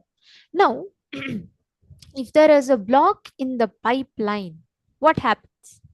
The water stops reaching you. But just because the water stops reaching you doesn't mean that the reservoir or the water in the reservoir is empty. Maybe there's a block in the pipeline. Same way, many times you may work for breakthroughs, you may try working to manifest powers. Just because you're not able to manifest doesn't mean your Kundalini is not there. It just means that you need to harness it, you need to awaken it. There's a blockage. There are various techniques, methods through which you can unblock the Kundalini energy. One of the main ways through which it can be done is through initiation. Please understand what exactly happens during the initiation is when you sit in the presence of the master, he transmits his own inner space into yours. So all the powerful cognitions, all the powerful components of that particular deity gets awakened inside of you. This is a science of experiencing the Kundalini Shakti. Now, all the participants that are here, every one of you, to understand, to connect with Devi Parashakti, let us understand what is the divine feminine consciousness. Let us understand who is Parashakti. What is the life energy, the divine feminine consciousness of Devi Parashakti.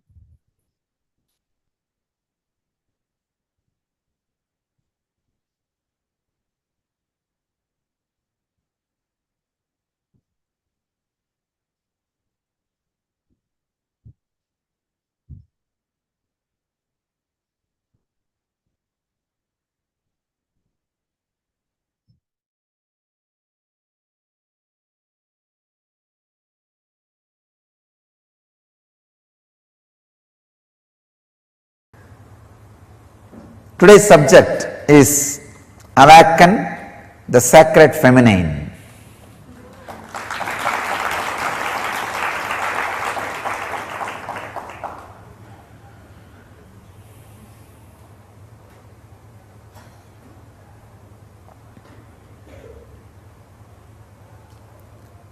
Understand the whole subject. Awaken the Sacred Feminine.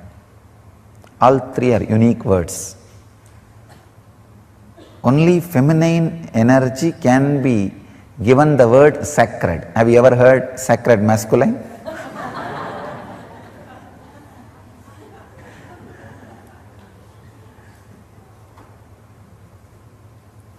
Only feminine energy can be given the title sacred, because when it is awakened, it does so much in your system, and it has nothing to do with your gender. That's the important thing.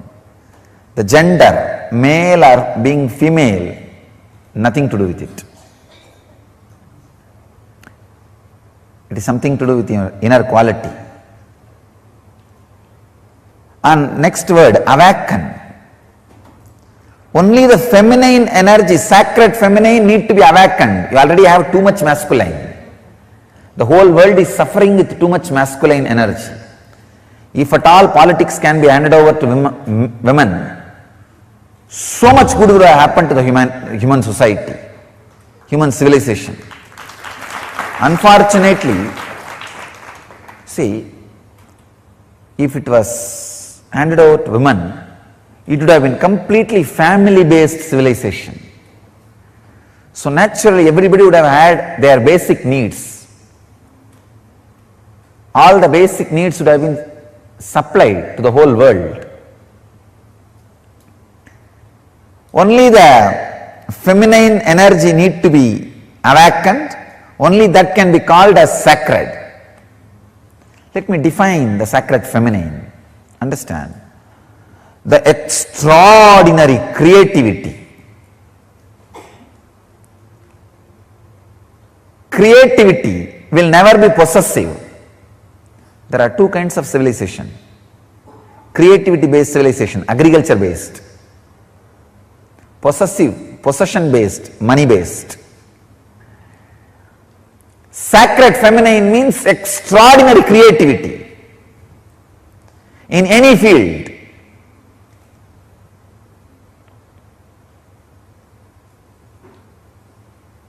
Why it is associated with the word feminine? Because by nature, without any choice, all women experience that creativity when they carry a child. During their pregnancy, their system, even if they are unconscious about the feminine energy, even if they don't know anything about feminine energy, when they carry a child, their body is made to go through, experience sacred feminine. If you are matured enough, your being also can experience sacred feminine. So the creativity, the sacred feminine part is an extraordinary energy. In Vedic tradition, we call this as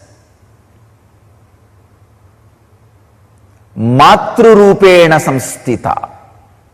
There's a beautiful sloka in Chandi, Yadevi Sarvabhuteshu Matrurupena Samstita Namastasyai Namastasyai Namastasyai Namo Namaha.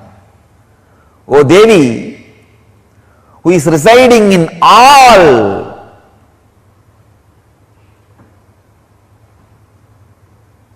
beings, Bhuteshu. Even the beings word is not a complete translation.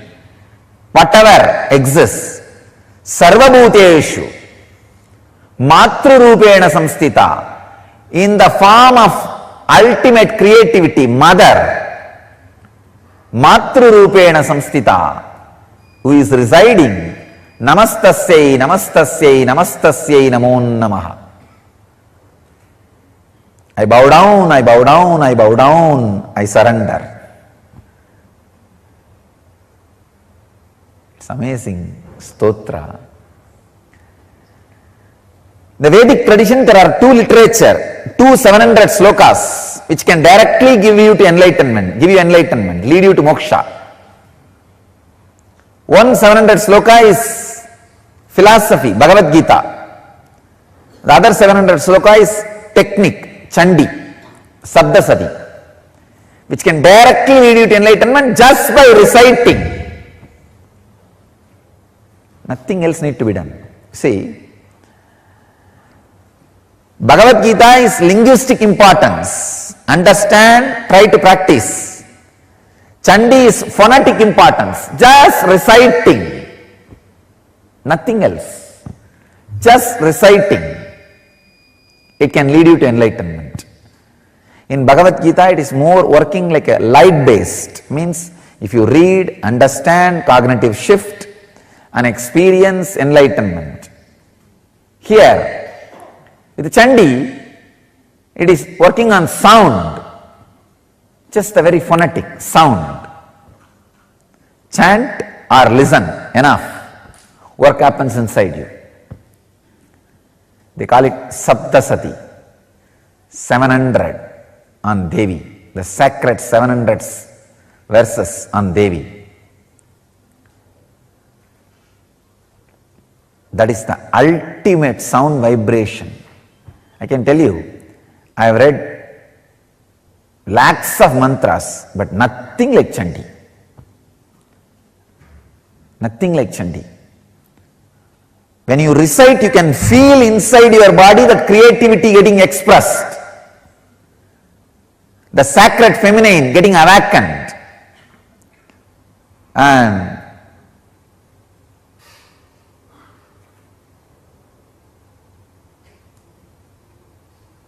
the Devi who resides in you in the form of creativity getting awakened. The whole body will feel the intense energy just by the sound. Sacred feminine. Understand, just the uttering of the very word, you are in different plane.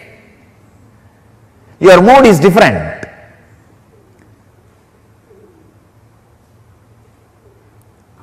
Only one small change. Mary should have had the place of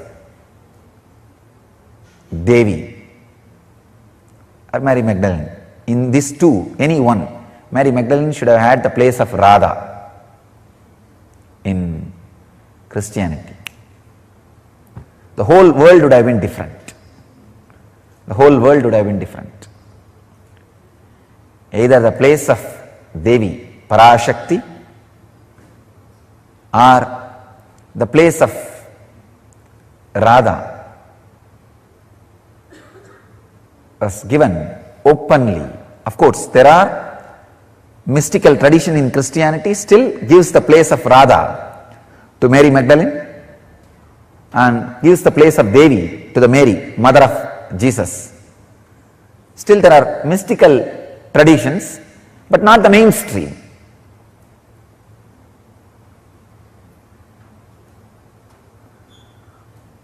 The unique contribution to the spiritual consciousness from Vedic tradition is sacred feminine worship as the mainstream tradition. I tell you, even if everything Vedic tradition gave is lost in some tsunami or earthquake, just if this worship of women, worship of mother, the sacred feminine tradition, if that is retained, then the whole thing can be revived. Because that is the seed. That is the seed.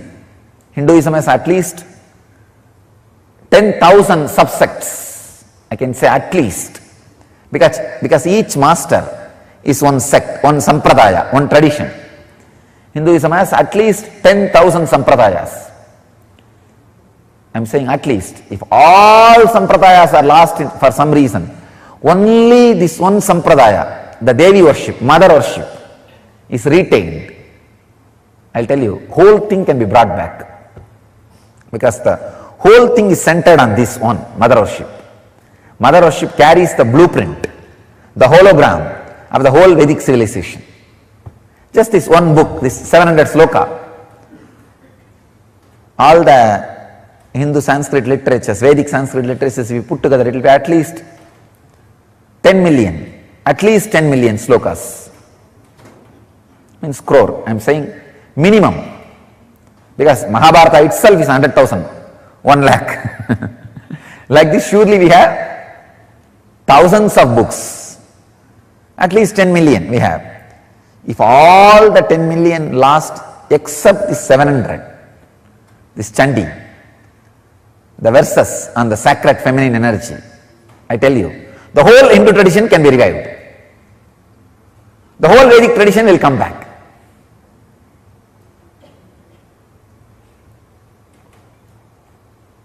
That's a hologram of Vedic tradition. Hologram of Vedic tradition. I tell you, there is no enlightened being on the planet Earth without worshipping the sacred feminine, including me. I am basically a Sakta.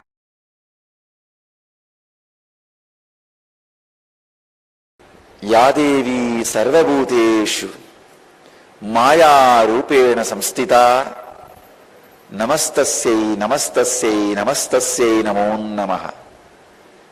Chandi, this is a stotra from Chandi, verse from a Chandi, describing the glory of divine feminine consciousness. Mother worship is unique to Vedic tradition. It is we who gave this great gift of mother worship to the planet Earth. Understand?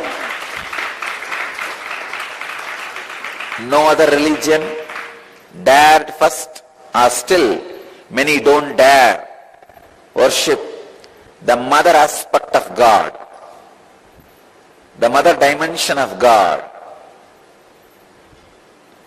It is we first time started the mother worship, introduced mother worship to the universe. All the sacred things are looked as feminine in Vedic tradition, whether it is sacred rivers or anything sacred is always looked as feminine. Ramakrishna again and again says, the key to the Brahman, the enlightenment, is in the hands of Devi. Only if she opens the key, you can experience. Again says, the Kundalini in you, the Kula Kundalini in you is Devi.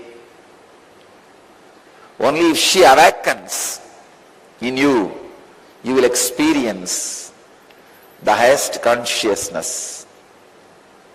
It is mother energy, which is responsible for anything you see. For any object to retain its shape, the energy necessary is supplied, handled, maintained by mother energy, Maya. It's Prakriti, responsible for Purusha's expression. I can say anything you perceive belongs to Prakriti. Anything you experience belongs to mother energy.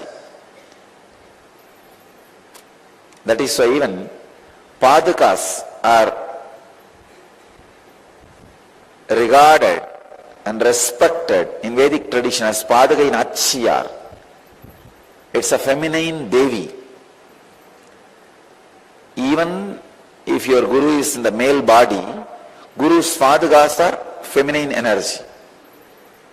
Whether it is a Vishnu Padaka or Shiva Padaka or Guru Padaka, any Padaka, Padaka of any god or your Guru is considered as a Devi, feminine consciousness. Only mother energy can give liberation.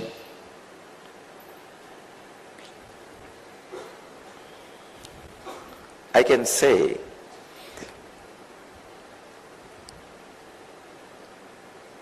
whenever the mother energy is added to you, whether you are in the male body or female body, you experience enlightenment. The pure mother energy, unadulterated by any other thoughts, is enlightenment. The source of creation, the source of sacredness, source of divine is mother energy.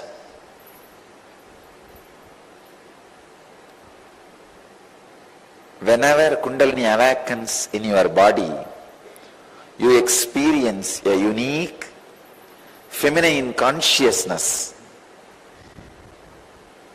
Your whole system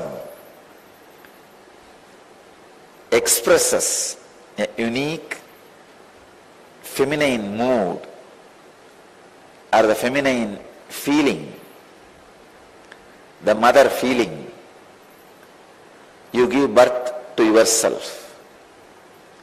When you become mother to yourself, when you give birth to yourself, you became the divine mother, cosmic mother, universal mother.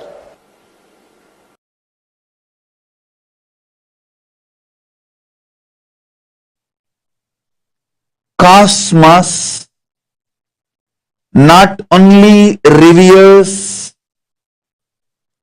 celebrates, worships feminine consciousness, feminine energy, women who embody the feminine consciousness are not just revered, respected, but worshipped in cosmos.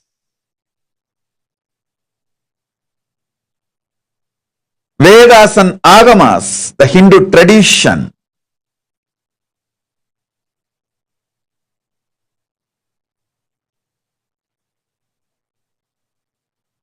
not just gives equal right to women, it reveres, honors, it worships. In Hindu tradition, everything worthy of worship, gods, rivers, everything is named in a feminine expressive way. Female names, feminine expression names are given for the Shaktis, energies, rivers, all the whole nature. The earth itself is called as Bhuma Devi in Hindu tradition. In Hindu tradition, the earth is not geography, it is biology. It's not geography, it is biology. It's a living being and it is worshipped as female. And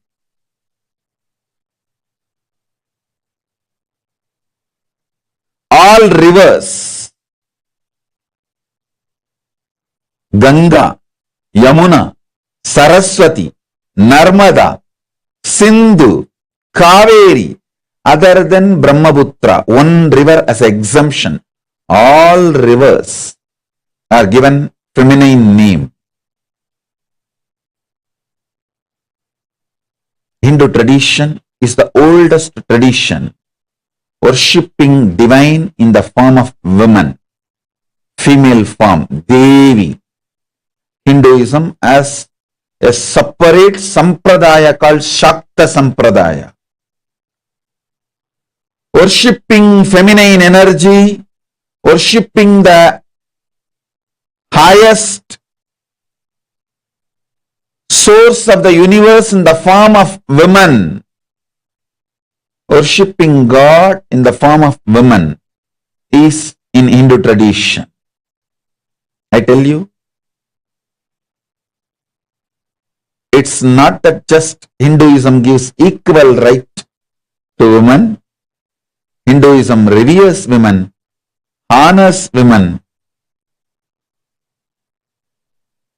above all worships. Again and again Vedas and Agamas repeat, wherever women are pleased, worshipped, all gods reside there with bliss and joy. And even in our stotras, stutis, everywhere,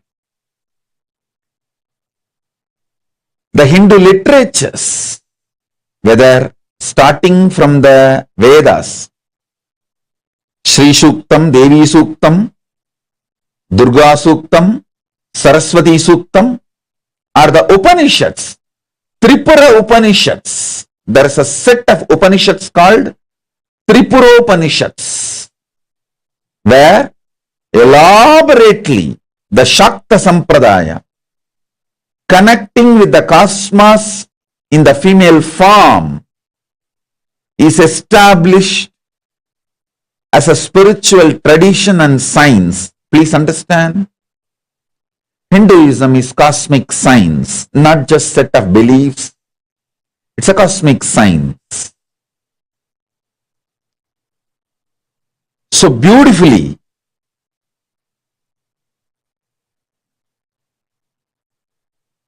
Vedas, Upanishads reveal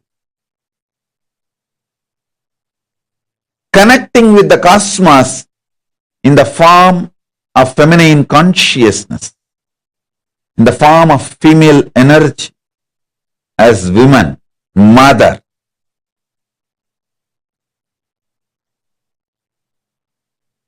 Hinduism is the oldest feminine consciousness celebrating, feminine consciousness worshipping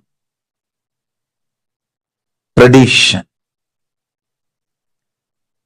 From Vedas, Suktas or Upanishads, then the Tantras, Nigamas, Agamas,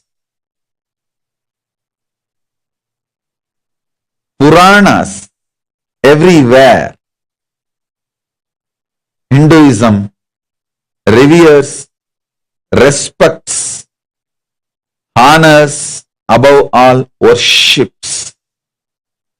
Worships women, worships female consciousness,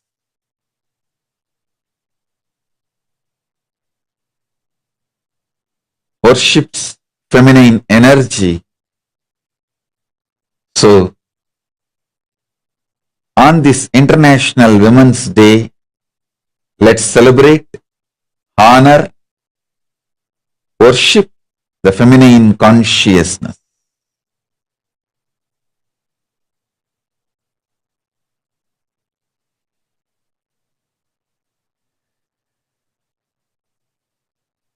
So once again, I thank everyone, all the recipients of today's awards, for doing what you are doing and being who you are. In Hindu tradition, even the source of the cosmos is described as Shakti, Paramashiva Shakti, inseparable manifestation of Paramashiva. Paramashiva and Paramashiva Shakti is the same one being manifesting in two forms for you to relate with.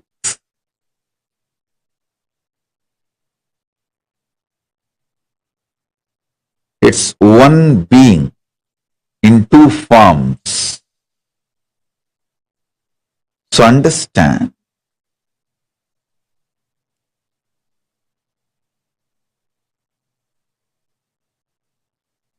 it's the oldest mother-centric spiritual tradition and spiritual science to manifest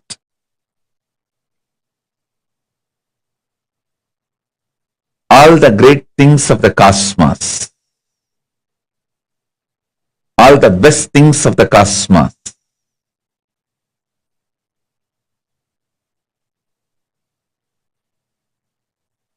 I should say, unique contributions of Sanatana Hindu Dharma, the oldest living civilization, is feminine consciousness, means Devi worship, Shakti Puja.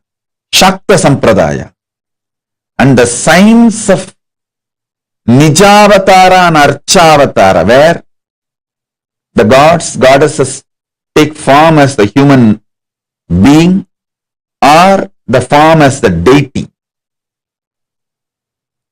Signs of Shakta Sampradaya first, and signs of Nijavatara and Archavatara, the third most important. The possibility of enlightenment to the beings of this planet, this three, was unique and greatest contribution brought to planet Earth by the oldest and ancient living civilization, Sanatana Hindu.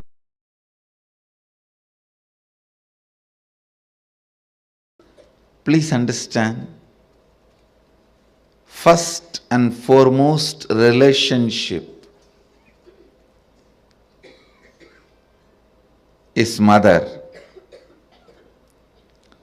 Ability to learn,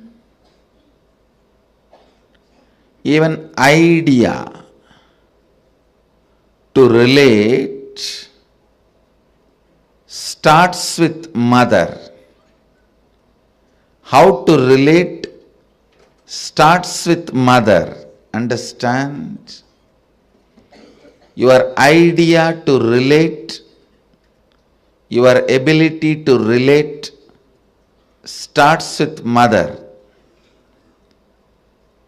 Mother's contribution in your life, either by doing some things or by not doing some things. Please understand, even if she was not there in your life, the impact of that remains forever.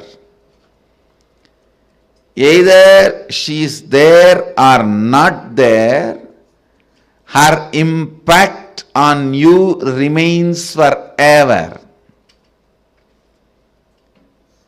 If she was there, if she is there in a positive way, if she was not there,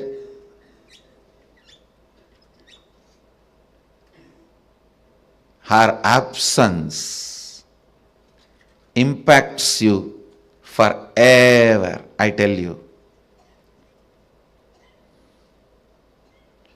Mother is too important way to connect what do you think as life.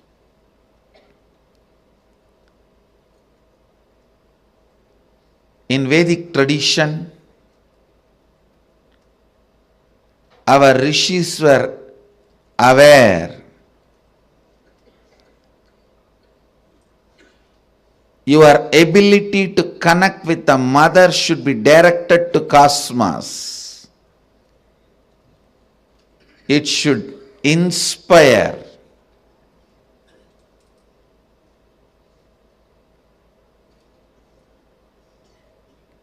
It should awaken your higher consciousness. It should inspire your higher consciousness to express through you. It should awaken your higher consciousness.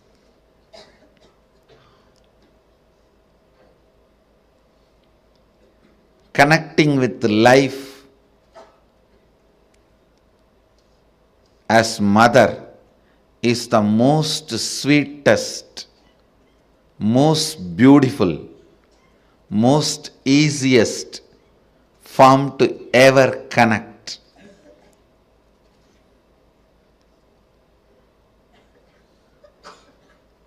Please understand, my childhood was full of spiritual experiences, amazing spiritual masters, great yogis like Raghupati Yogi, Vibhudananda Puri, the personalities of their stature, Ram Surat Kumar, Annamalai Swamigal, Sadhu Om. I can list the personalities, great spiritual personalities, and I was exposed to all the spiritual thought currents and traditions like Vedanta, Saiva Siddhanta, Shaivism,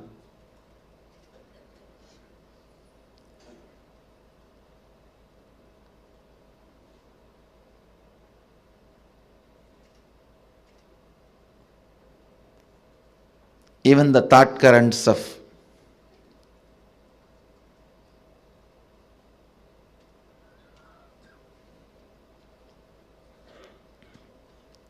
Sankhya, Yoga, Nyaya Vaiseshika, Purvamimamsa, Uttaramimamsa,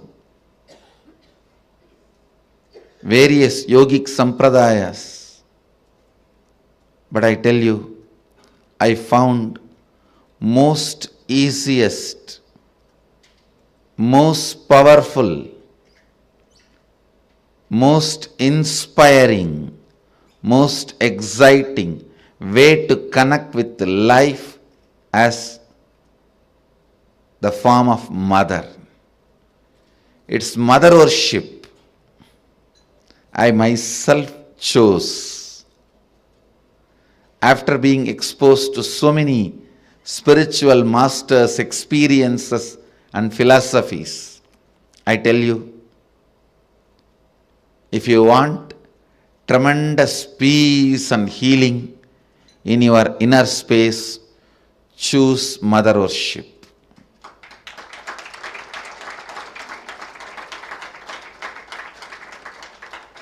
Even with your guru or your Ishtadevata, relate as mother. You will see the kind of a healing in your biomemory. It will lead to extraordinary healing, unimaginable healing,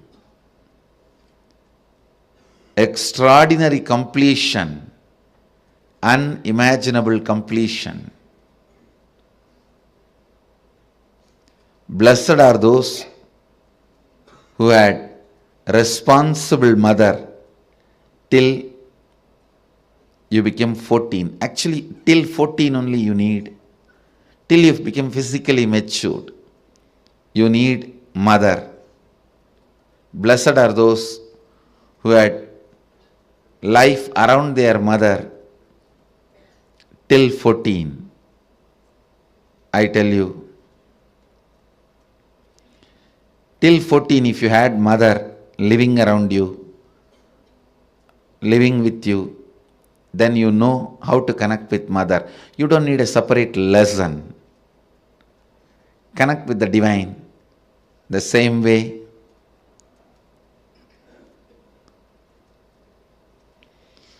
So much completion will happen to you.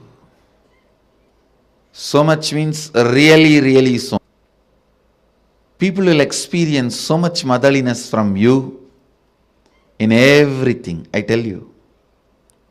When motherliness starts oozing out in you, even the chair on which you sit will become complete. It won't feel the heaviness of you. It will feel you as a blessing. The ground on which you walk will feel blessed by the touch of your feet.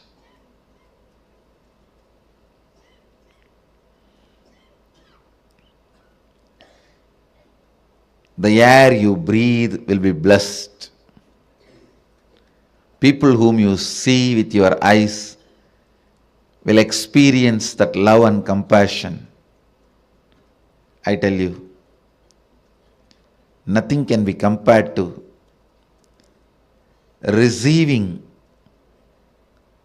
the love of motherliness and sharing, radiating the love of motherliness. If you can't radiate, receive and radiate, whoever you may be, you waste your life. You are missing one of the major dimensions of your life. Whether you relate with your Guru or your God, it can be any God, Shiva, Vishnu, Parvati, Durga, Kali, Ganesha, Subramanya, any God. If you can relate with the tremendous motherliness, if you can perceive motherliness from your God and Guru and radiate that motherliness to the people around you, you have succeeded in the game of completion. You will bring so much completion into you and to others. So much completion into you and to others.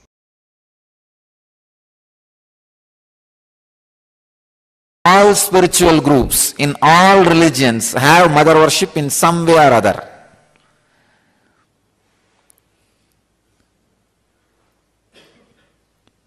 All religions has two parts. One, the spiritual fruit, and religious nut. The religious nut part is always in the masculine power, and it is masculine based. But the spiritual fruit part is always with the feminine worship, Devi worship.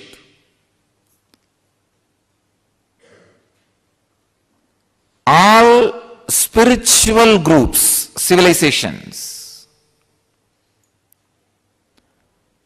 has this mother worship, and that contribution, that mother worship, that very concept, that very truth is from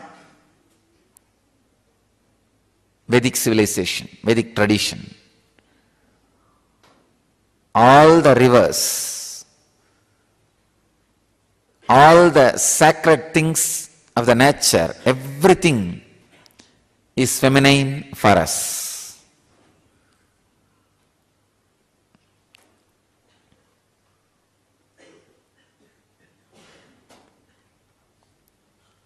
In US, all these cyclones and natural calamities are always being named feminine. In India, we would have done opposite. All the sacred things of the nature, we name it feminine. All the things and energy which creates, we name it in a feminine way. So understand, the mother worship is the great contribution to the spiritual civilization by the Vedic tradition, from the Vedic tradition.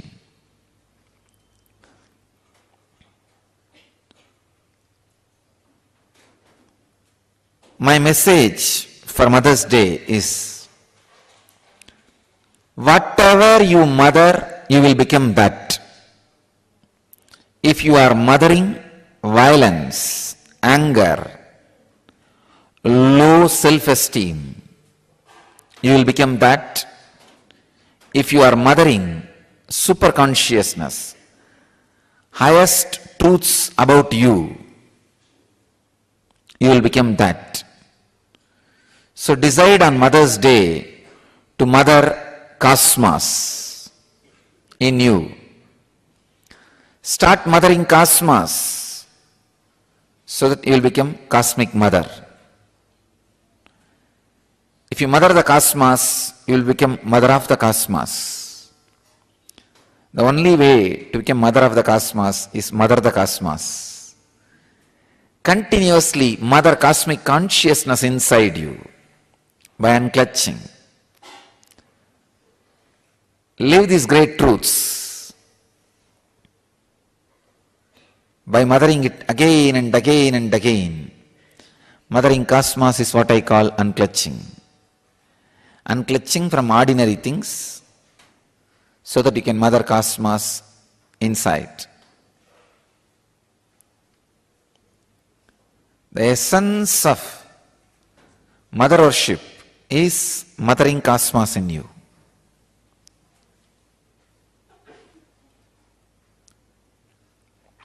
I myself basically a Shakta, mother worshipper. I myself became enlightened only through the Shakta tradition, the mother worshipping tradition. Because nothing suits your bio-memory more than mother worship, because your whole bio-memory is from mother. When the path is through that mother's form, your bio-memory suddenly falls in tune and the whole progress is very quick, fast.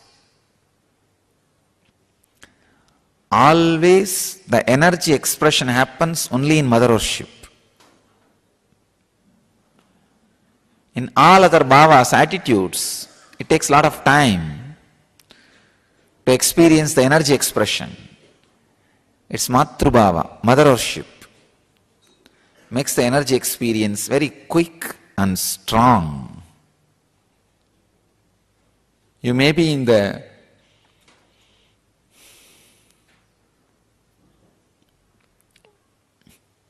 body of a female or body of a male, but if you start mothering the cosmos inside you, you will become cosmic mother.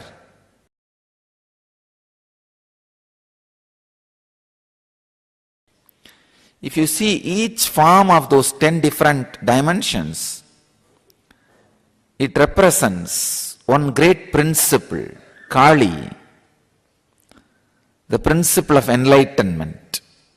Means, if you see her, she is the embodiment of cosmic causal body from where everything comes out. Dark color and holding knowledge sword in one hand and the severed ego head in another hand, giving abhaya and varada.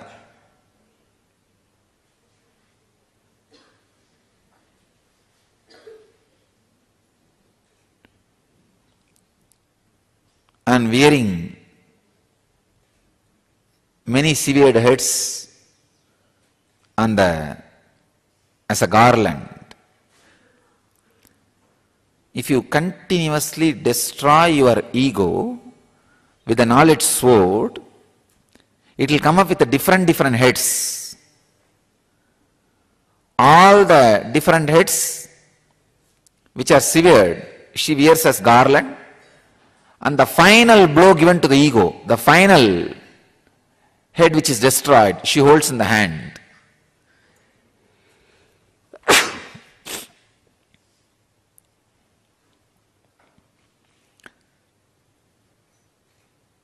Symbol of enlightenment. When the ego is finally destroyed, cut, from that head, the Sahasrara Amrita, the knowledge nectar, the nectar of bliss overflows. That is what all our disciples, dogs, are drinking.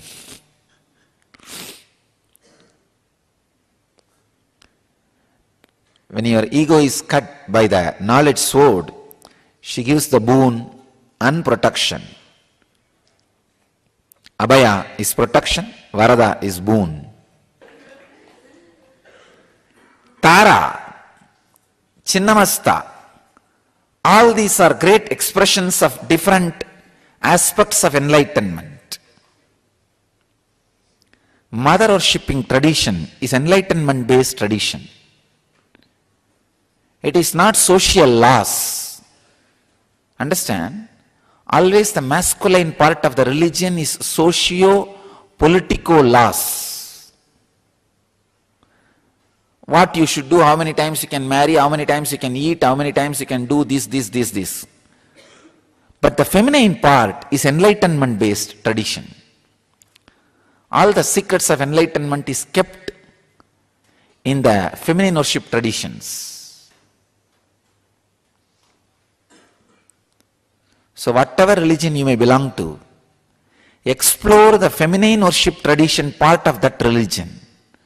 You will become enlightened. This is a key I give you. Why do you think I added Anandeshwari in the same Murti? Because actually people ask me, Swamiji, you could have put Devi Murti separately. I said, no. I am afraid later on some of my sannyasis may move her out or cover her with a cloth. That is why I decided both will be in same Murti, inseparable. They should not be able to separate it. Because all the traditions which has become monastic based, the monk based, removed the mother component from the original source.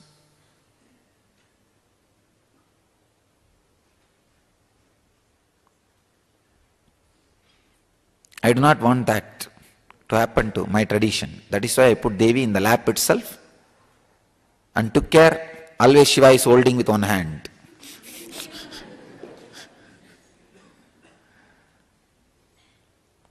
Because usually the socio-political laws, the masculine part takes over and the feminine part gets destroyed. The spiritual truths. I don't want that to happen to my tradition.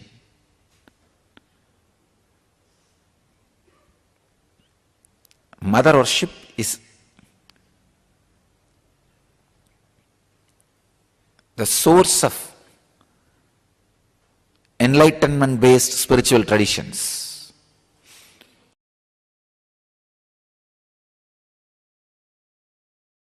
To our Sangha, that is the reason I put Devi on the lap of Shiva, not even separately.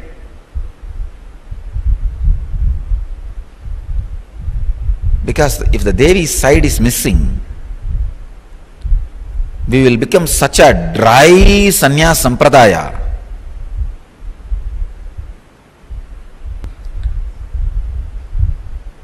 It is feminine energy and the Devi aspect which keeps man not becoming terrorist. Otherwise, the extreme fanaticism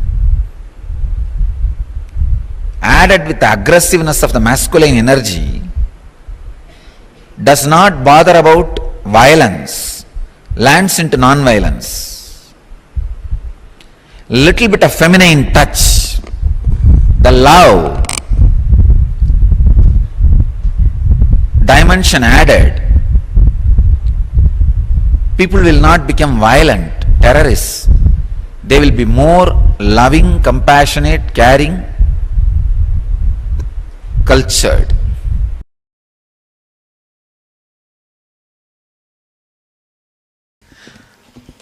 Feminine energy is enlightenment. Please understand. Awakening the feminine energy inside you is enlightenment. I'll first describe the feminine energy, then woman gender. See, woman has more possibility for feminine energy. Otherwise, feminine energy is not confined only to women. So understand the depth. In each one of us, there is an energy which constantly gives birth, expresses itself. Expression is feminine energy.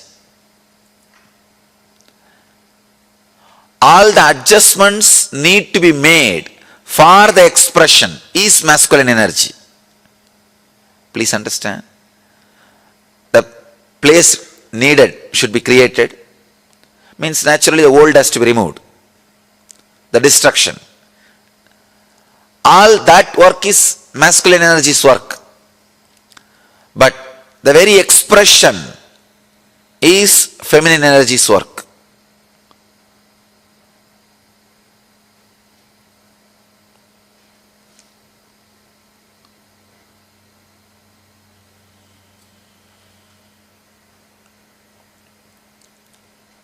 If you see our deities, they will have two wives. Almost all deities. Please don't think it's two women. Two aspects of feminine energy. One, the aspect which gives the fulfillment, physical pleasure. The other aspect gives fulfillment emotionally as a mother. One aspect which gives fulfillment physically as a beloved. The other aspect which gives fulfillment emotionally as a mother. The very being, the very basic thing of the human consciousness, it can play both the roles. When you awaken feminine consciousness in you, you will see that you are radiating physical fulfillment and emotional fulfillment, which is enlightenment. Practically, which is enlightenment. I'll describe the Arunachala story. The story of Arunachala.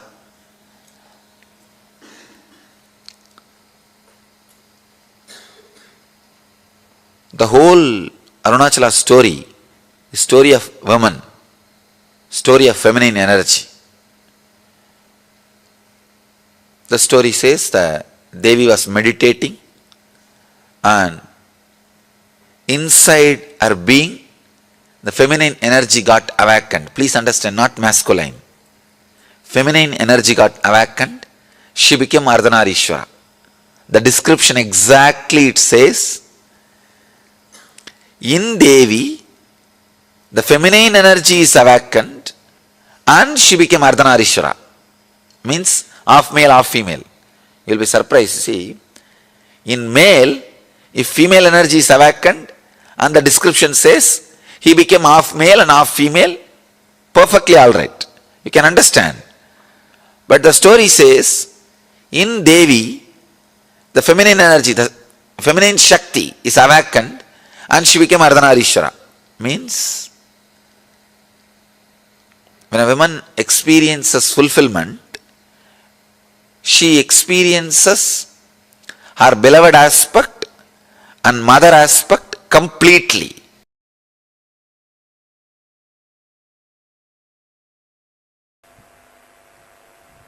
By the nature of the muscle memory,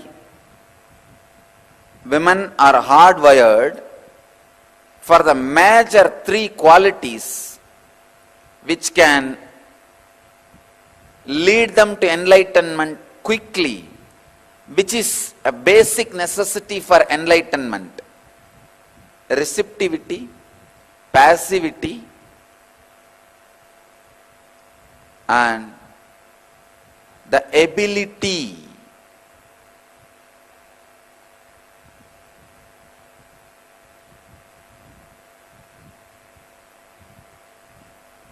for experiencing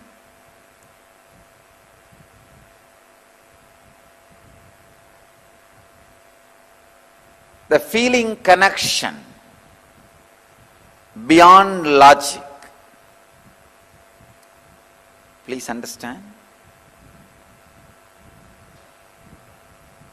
Receptivity, passivity, ability to feel connected, feeling connection beyond logic.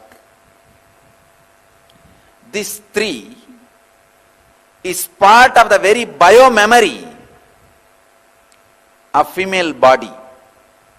Women, biomemory of women.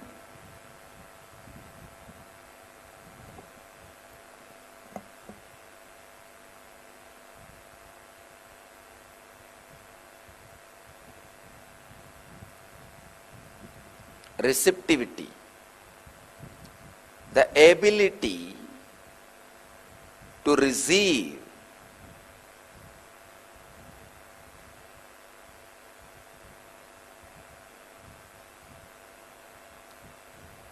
The biomemory of the woman's body is not aggressive. It is based on receptivity, receiving.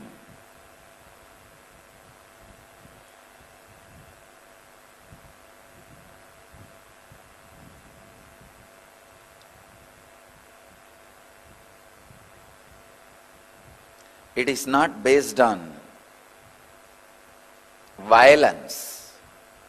It is based on passivity.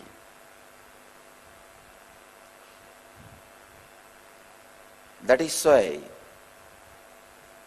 sannyas or brahmacharya is lot more easy for the beings in woman body than in masculine body.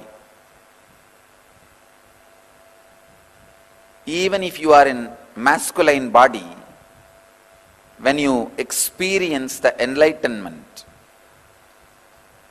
physiological mutation happens in your system. You just go beyond the masculine, feminine identification, an identity. Please understand, I wanted to make it very clear. It is such a subtle subject. Please understand, an enlightened being is neither male nor female or child or transgender. He is beyond all this. Something unique happens in his system. Already, I have done a lot of medical researches and experiments on my body. And I am continuing further more and more researches and experiments. I will bring it to the world in right time, in a proper context, how an enlightened body is beyond masculine and feminine.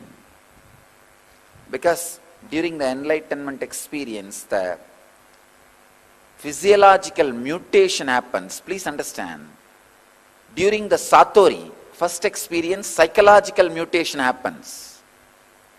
And during enlightenment, physiological mutation happens.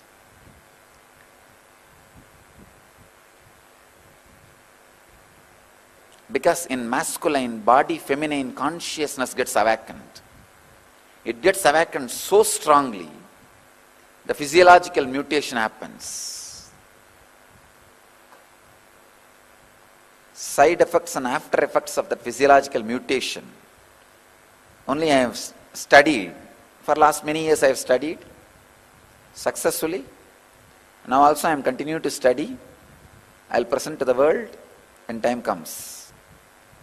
I wanted to insist this one important thing. By nature, feminine biomemory, women's muscle memory is for receptivity, passivity and feeling connection beyond logic. For enlightenment to be transmitted to you, you need to feel connected to something which is little beyond your logic. But masculine biomemory is in constant insecurity and fear. It is justified. Men say, no, we go out and do business and we are cheated, exploited. So we need to develop a shield of protection, security, and we need to think logically. Okay, it is justified. I am not saying your insecure feeling is unjustified. But what to do? Enlightenment happens only when you are able to feel connected. Women, by nature, have the extraordinary capability to feel connected beyond logic. men should evolve in that direction, should create those higher qualities to achieve and experience and express enlightenment.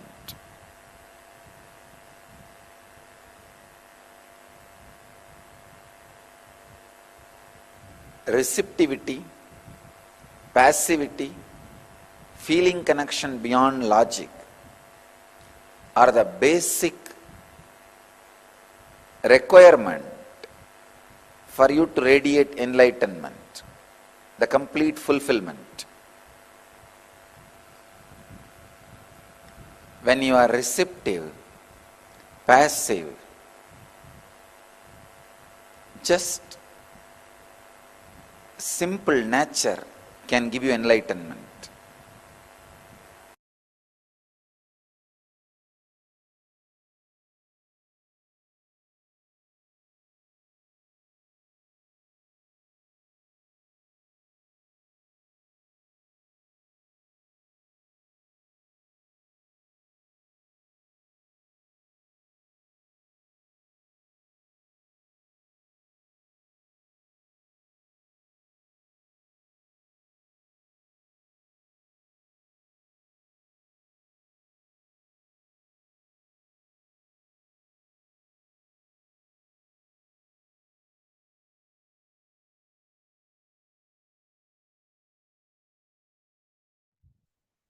Devi Parashakti, the ultimate divine feminine consciousness.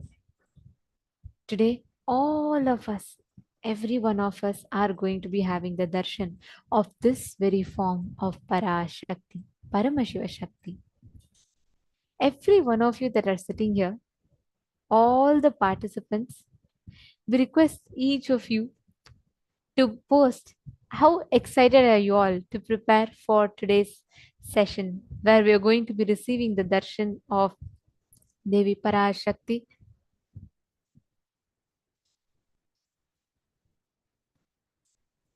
I request all the participants that are watching us on YouTube. It's very nice to see so many of you here. Nithyananda, we welcome all of you for this live stream.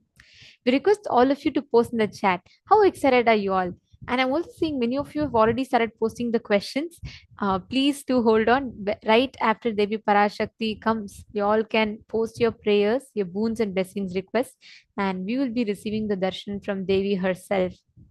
I know every one of us are eagerly waiting. How is Devi going to be gracing us all today? Yesterday's darshan being so powerful, extraordinarily powerful, where Devi was just showering each one of us with so many boons, blessings. Today, let us all get ready. I know I see so many participants already logged into Zoom. If you are watching us via Facebook, YouTube, we highly recommend that you also join the Zoom rooms. It's completely free of cost. You could come and join us because being seen by Devi Parashakti herself is great, extraordinarily great blessing that you could receive in this lifetime. Just to behold a glimpse of a darshan. Wow, how wonderful it is, isn't it? The magnificent darshan. And I just wanted to also share during this time, during the darshan, the jewels that you see that she's adorning on herself are all the love and devotion that each devotee has offered directly to Devi Parashakti in the Nija Avatara of our beloved Swamiji. Whoever wants to adorn Devi in this physical manifestation, you have an opportunity because you will get an amazing, amazing blessing where Devi herself, Parashakti, Paramashiva Shakti, Parameshwari, Jagan Mata, Jagat Janani would be beautifully gracing us wearing those jewels. Anyone who wants to offer this, please do let us know. We have a unique divine opportunity for it. It can be your any jewel that you want to adorn her with. Actually, Dhyana Shloka of Devi very beautifully describes her form.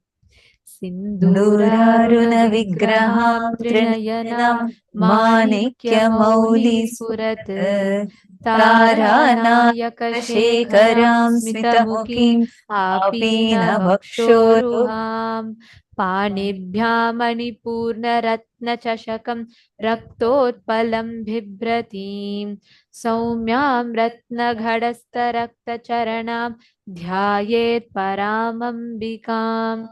It very beautifully describes that the Devi, Sri Mata, is seated on a lotus posture, and Sri Mata is like this red sindhura and like a rising sun. She has 3 eyes, wears a crown decorated with gems, manikyas, wears the moon with a very beautiful face, very nice arms, holding a vessel decked with gems, filled with nectar in one hand, and a blood red colored lotus in the other hand. I am meditating on the one who is Para, who is Ambika. It continues to describe Arunam Karunam Tarangidakshim Dhritapashangusha Pushpa Bana Shapam Animadhibira Vritam Mayukair Ahamityeva Vipag Bhavani. This verse beautifully describes how her eyes are glowing like the sun, or Aruna, with the light of the compassion. Her arms are holding the Pasha and Ankusha, which is the gourd and the noose, and the flower arrow. The one who is surrounded by Shaktis like Anima and all the other Ashtamaha Shaktis. She is Bhavani, who is present as Aham, or the self in each of us. Actually, this reminds me once in one Shvoham process Swamiji was conducting. I think this was in 2014 December. And Swamiji was conducting a very powerful Shvoham process where Swamiji is in middle of the mandala and everybody sitting around the mandala. And Swamiji was giving us various different initiations, and Swamiji conducted the Shri Chakra process. It was such a powerful process. One of the participants said, actually many participants are sharing that Swamiji, we see it's like too bright, like I can't close my eyes. I'm just, even if, when I'm closing my eyes, I feel like there's a lot of brightness. Swamiji said, that's exactly how Devi Parashakti's glow is. When we say, Arunam Karunam Tarangitakshindratapashankusha Pushpavana Chapam, like literally, she's glowing so much. When you have her darshan, even when your eyes are closed, see, when something too bright is there, we immediately tend to close our eyes. But Devi Parashakti's darshan is so powerful, supremely beautiful, such that even when your eyes are closed, you will feel that brightness so strongly that she's extraordinarily radiant. That is the radiance of Parashakti, which is why yesterday, how many of you felt when Parashakti just sat for the darshan to grace us all, to shower herself upon all of us? How many of you felt like you just cannot take your eyes away from the screen? How many of you had this experience? Take a moment and post it here in the chat. How many of you felt that, like, oh my God, this is just too much. I just can't move my eyes away. I see so many of you laughing. Yes, ma, yes, surely. See, understand? Now, all of us literally, because we saw Parashakti, Parameshwari, Jagat Janani, physically landing and radiating through Swamiji. Devi is so beautiful. Like Swamiji said, just by seeing the form, she enters into us forever. That the whole Dhyana Shloka, it very beautifully describes each form. Just seeing the form of the Mother Universe, seeing the form of Jagat Janani, Jagadambika. She literally is the source from which all of us rise. So every time we have the darshan of her, Swamiji will tell, whenever during Devi Darshan, we have a unique process which we do where we call out, we ask for mother. Actually, you will see the yearning will come from the very being. See, like let's say, for example, when you are young and your mother went somewhere and she's come after a long time, right? Or after like so many months you've not seen your mother, you will yearn, right? Let's say she's going to come back after 1 year, you're waiting at the airport to receive her. That yearning, she's going to come and you're like, ma, come fast, come fast. Literally our being will have that exact experience inside our inner space when we receive Devi. The Dhyana Shloka says, Dhyayet Padmasanastham Vikasita Vadanam Padmapatraya Dakshim Hemambam Pita Vastram Karakalitala Satyema Padmambarangim Sarvalankara Yuktam Satatam Abhayatam Bhaktanam Ram Bhavanim Shri Vidyam Shantamurtim Sakala Suranutam Sarva Sampat Pradatri. It says, I meditate on Sri Mata, who is seated in a lotus, in a Padmasana posture, which is with a graceful face, having the eyes like petals of a lotus, wearing yellow color dress, the Pitambara, holding the golden lotus in her hand, being decorated with all the ornaments, protecting her devotees, the one who is in the form of Sri Vidya, the one who is so quiet and peaceful, the one who is praised by all devas or suras, and all the one who bestows all the wealth, treasures, inclusive of wisdom. Devi, she sits adorned with all the jewels. Understand this as this verse beautifully tells, which having so many jewelry that adorns her, which protects her devotees. Every jewel that Devi adorns herself with, just as I described, I just feel like, the form that is behind literally describes this Dhyana Shloka, the form of Devi Parashakti, Paramashiva Shakti that is behind, literally describes this very form, right? The Dhyana Shloka describes this exact form of Devi, sitting in that serene, silent posture with all the jewels adorning her. Understand, when you offer the jewel to Devi Parashakti, it will remain till time remains. Swamiji has blessed that till time remains, that form of gold that is offered will remain as that jewel, and it will adorn Devi only. It will And adorn understand that form in which Devi is manifesting, that Nija Avatara.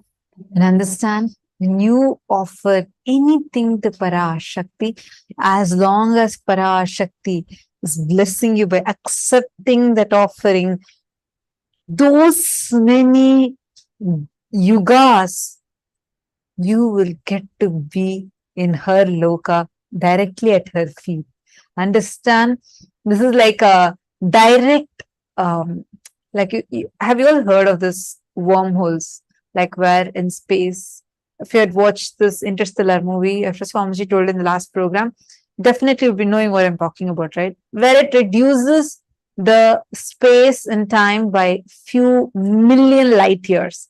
Like you can just go from one side to another, like what should be taking, let's say, 500 light years away, will just take you 5 minutes.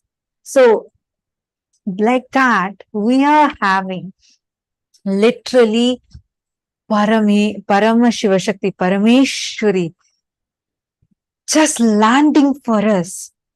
And she herself is accepting our offerings. Anybody who offers during this time, understand, you will have direct visa to Shripuram. Like directly you will get the visa. You won't need any other tapas, nothing else. Directly, as soon as you leave from this body, your access there, already a seat will be booked for you, where Parashakti is there, and you will get to reside at her feet. Wow, Vimalesh VG saying, Nithyanandam, I was feeling like in 2009 in Salem NSP class. Wow. It was absolutely beautiful, right? Like yesterday I saw so many of us literally pouring tears of gratitude because Parameshwari, Jagat Janani, had come physically for us. The way she manifested for us, I was like, oh my God, this is just, isn't this extremely sweet? Extraordinarily divine, just manifesting for each one of us. Devi Parashakti Parameshwari. She is the most compassionate, most beautiful form. Literally manifests, radiates, continuously makes herself available.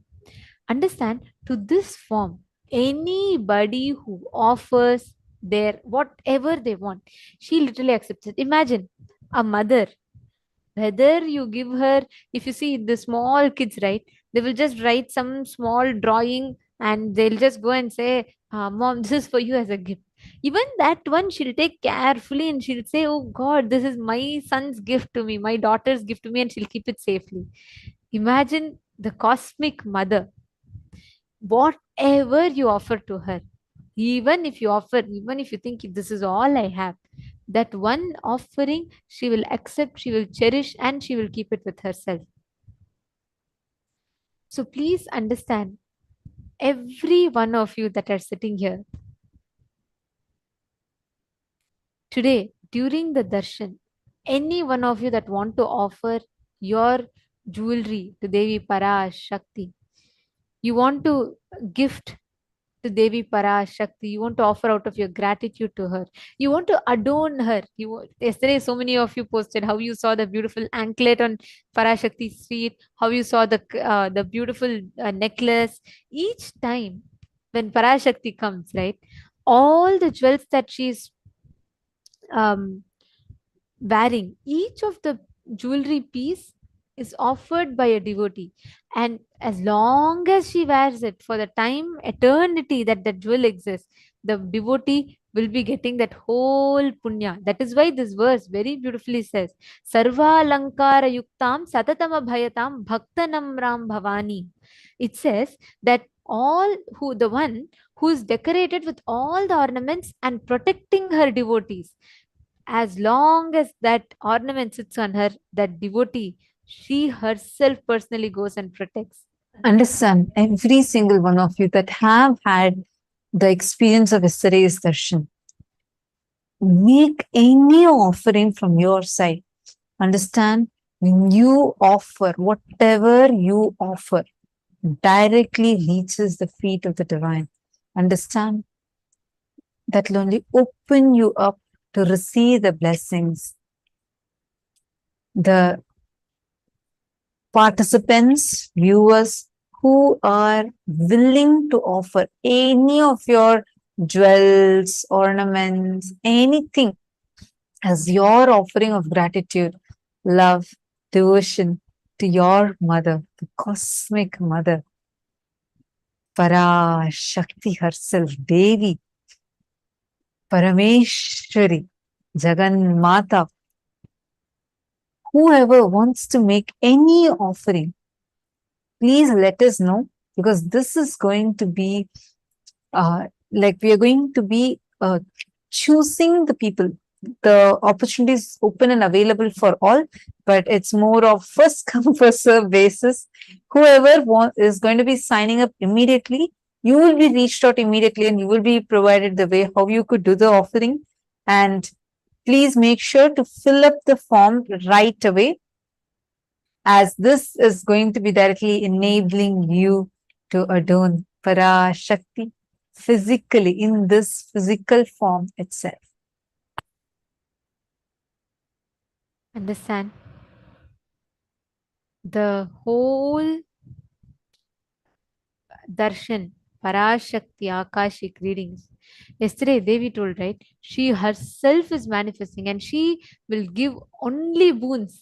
She will not, there is no strategy, nothing. Straight action is Devi. Devi Parashakti manifests as this ultimate blissful energy of the cosmos.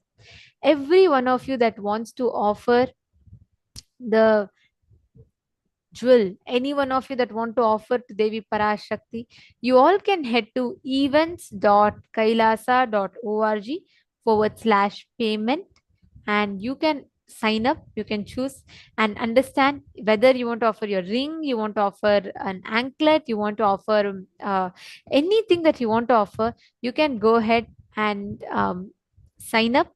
Devi Parashakti herself will be accepting the offerings. You'll actually see she will adorn herself. And when you see the jewel that you offered has reached her, you will have a unique, such a blissful experience. All of you can go to the link. We will be projecting the link for you all. It's events.kailasa.org/payment. Please head to this link, and we request every one of you to choose the option called Swarna Lankara Seva. You will actually see offering of gold in it. In the English description, it will be written as gold. So pick that, and you can put, even let's say you want to offer a diamond ring, or you want to offer a small ring or an anklet. It doesn't matter. See, what, don't feel like, I have only this. The other day, one of the participants were asking, I only have something small ring, can I offer? It doesn't matter. It's not about what you offer, it's about why you offer, the attitude with which you offer. As long as gratitude fills you when you offer, Devi will accept it. Devi accepts anything and everything. Just she enjoys the devotion of the devotee, not the offering. She enjoys through the offering the devotion of the devotee. So when you see Swamiji wearing all these beautiful jewels that you offer, you'll feel like you yourself are there. Swamiji is personally blessing you. So that's one of the best experiences to have. We have projected the link for you all. Please head to this link and you all can sign up.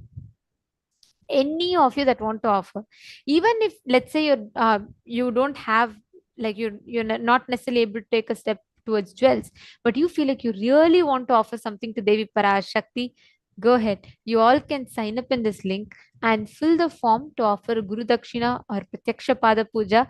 Devi is herself come down at right in this time of Navaratri, most powerful time to have the darshan.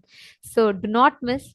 Please go ahead, and we request every one of you to, whoever wants to make the offering, you all can go ahead and you can sign up. Now, as we all are getting ready for the darshan, let us understand the science of quantum entanglement. Let us understand how exactly we can manifest this. And before that, we will be taking you all through quickly how you can choose the options and how you all can make the offering, since many of you are asking. So once you head to the form, you all can go to events.kailasa.org/payment. So the moment you head to that link, it will actually take you to a form. And in that form, you all can choose how you got to know about this program, how you got to know about this offering. So you can choose here as, if you're watching us on YouTube, you can choose YouTube, or you can choose program. You can choose the last option, program, and you can put the name of the enricher as Acharyas. And you can put the status as, you can click this and you can put waiting for bank details. And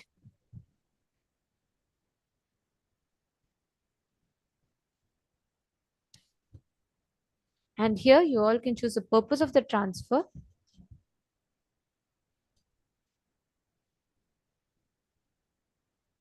Yes, Swarna Alankara. This is the option. So you all can choose Swarna Alankara for the Nija Avatar gold offering to adorn the SPH. And you can choose the preferred date of offering if you have any date specifically that you would like to offer. And you can put here amount. So here, if not the amount, you can type what you want to offer. Let's say you want to offer a gold chain, which is 50 grams, or you want to offer a necklace set, or you want to offer a diamond earrings. Whatever you want to offer, you can describe and put its weight.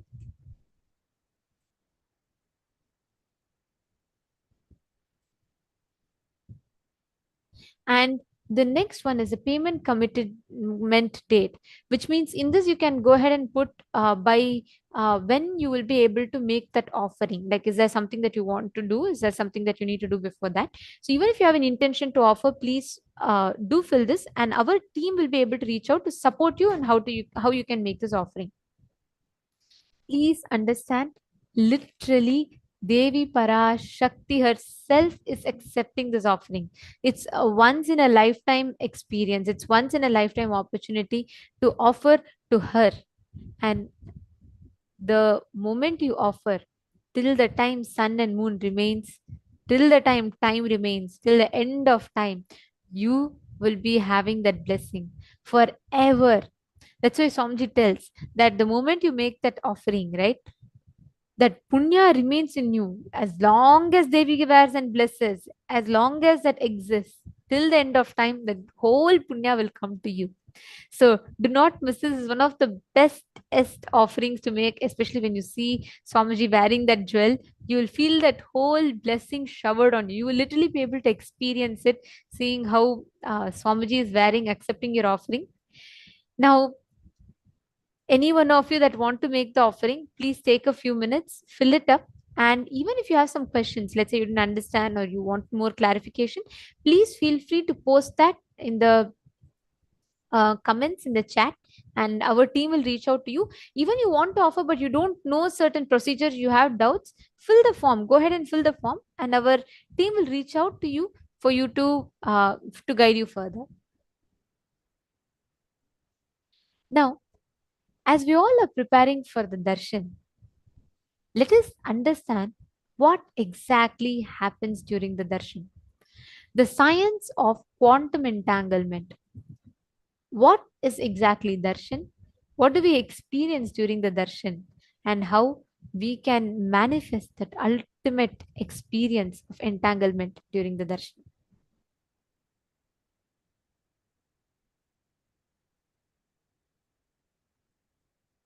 This quantum entanglement science that we are going to be learning now is literally going to be describing what you are going to be experiencing today. So make sure to pay clear attention to it. That way you do not miss out on anything, and intensely listen. Any questions that you may be having, feel free to ask us.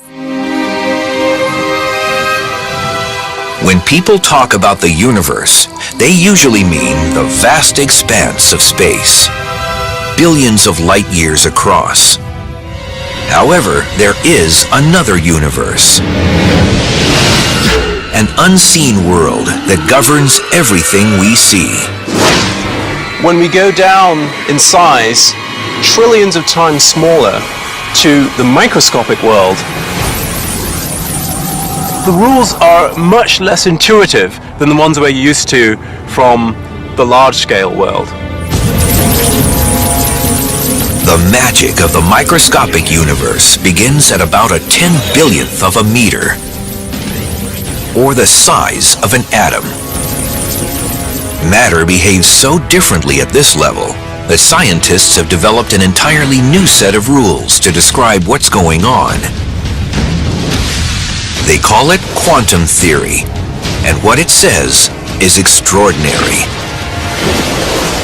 This baseball represents a subatomic particle, like an electron or a photon of light, that routinely does all sorts of weird, strange things in the microscopic universe. The subatomic version of this baseball can be invisible, can go through solid objects with ease, can be in multiple places at the same time, and can seemingly go backwards in time and change the past. This means I could throw this microscopic baseball to first base and to home plate at the same time, or change the seemingly predetermined outcome of a play while it's still going on. Now this is the stuff of science fiction, but really we know it to be true, or at least it appears to be true in our quantum world. We get all sorts of weird things happening. If scientists can understand how these weird things work, they'll be able to put them to use in our everyday world, revolutionizing modern computing and perhaps even allowing us to communicate across the cosmos. instantly. The key to making these miracles come true is a process called quantum entanglement, and scientists are already harnessing this astounding discovery for both civilian and military purposes. In quantum physics, what happens to an object over here can instantly affect an object over here, and over here could be millions of miles away. This is how it works. When two subatomic particles interact, they can become entangled. That means their spin, position, or other properties become linked through a process unknown to modern science. If you then make a measurement of one of the particles, then that instantaneously determines what the behavior of the other particle should be. And when the experiment is done, it's found that indeed the other particle's quantum state is exactly determined once you've made a measurement of the partner particle's quantum state. That means if a scientist observes one entangled particle and forces it to spin clockwise, the other entangled particle will immediately start spinning in the opposite direction. That seems intriguing, but it's hardly earth-shattering until you consider that the two entangled particles can be separated by billions of light years. And still, the moment you observe one particle's spin, you've dictated the other particle's spin. That's weird because it may suggest that information has traveled instantaneously, faster than the speed of light, from one particle to another. I don't understand it. I don't know that anyone does. Spooky action at a distance, as Einstein called it. What's surprising is that when you make a measurement of one particle, you affect the state of the other particle. You change its state. There's no forces or pulleys or, telephone wires. There's nothing connecting those things, right? How could my choice to act here have anything to do with what happens over there? So there's no way they can communicate with each other. So it is completely bizarre.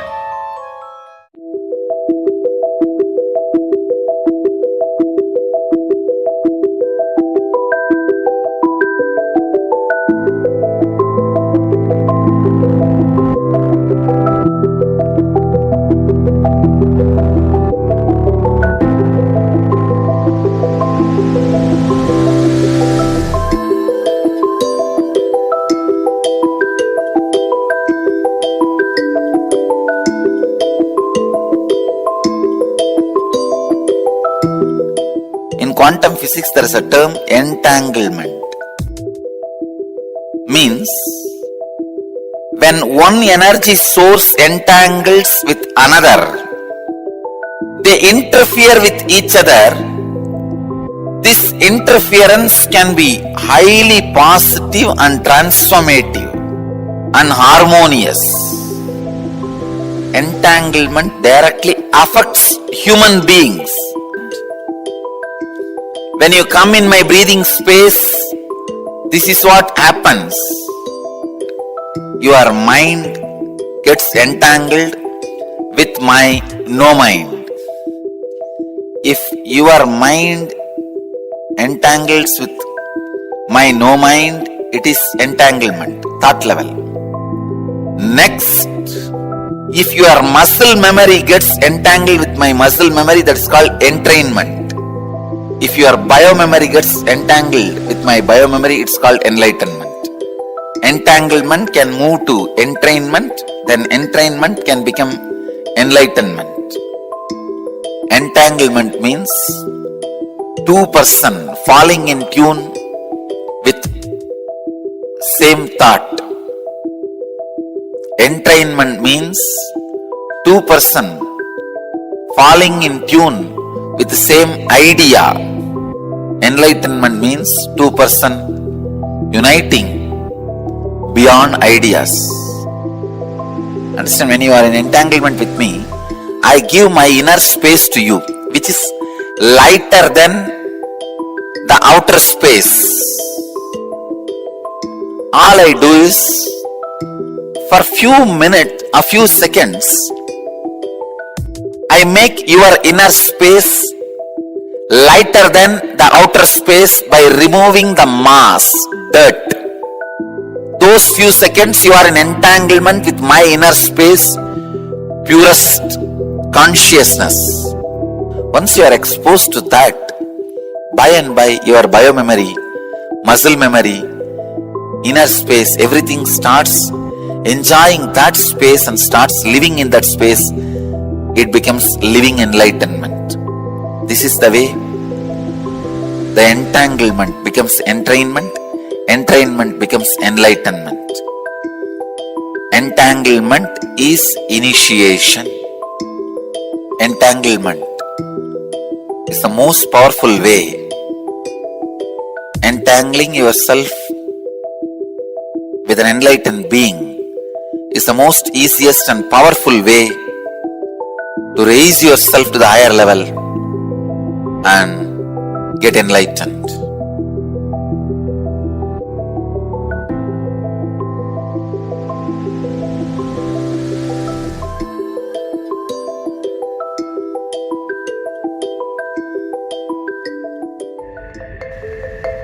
If somebody is swimming in the ocean, you stand and watch.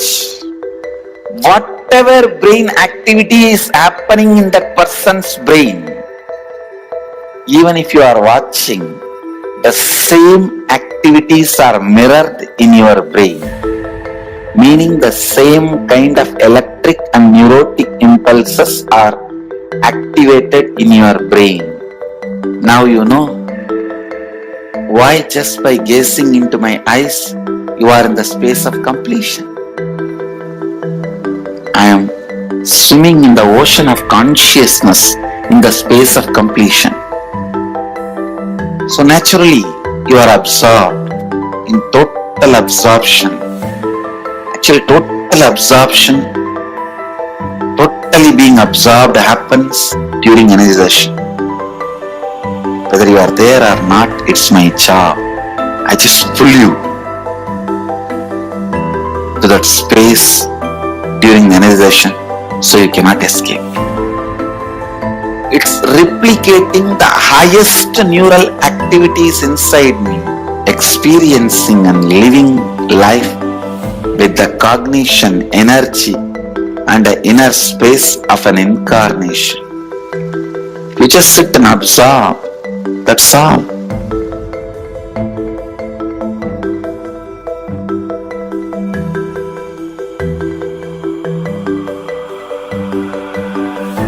The Shaktini Pata is the word for quantum entanglement. If I have to roughly translate, Sadashiva uses the word Shaktini Pata.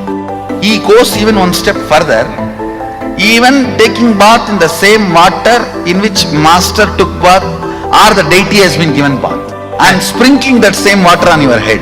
So to the extreme level, Sadashiva describes this quantum entanglement not only in the physical level, even thought currents. If I express certain thought current and you are wow, you feel wow about it, then the entanglement has started. What is being told to you? What for I stand? What is the concept I share? And what I inspire in you only will get strengthened and become experience when I am entangling with you. The Shaktini Pata with me means the concepts for which I am standing will be reality for you. I am very clear, you are Sadashiva, whether you understand or not. And more of that truth I will manifest in your body, mind, muscle memory, biomemory, everywhere. That manifestation is powers, and more you manifest, play with the powers, more and more you will be grounded into the reality you are Sadashiva, ultimate. I am entangling you for this experience.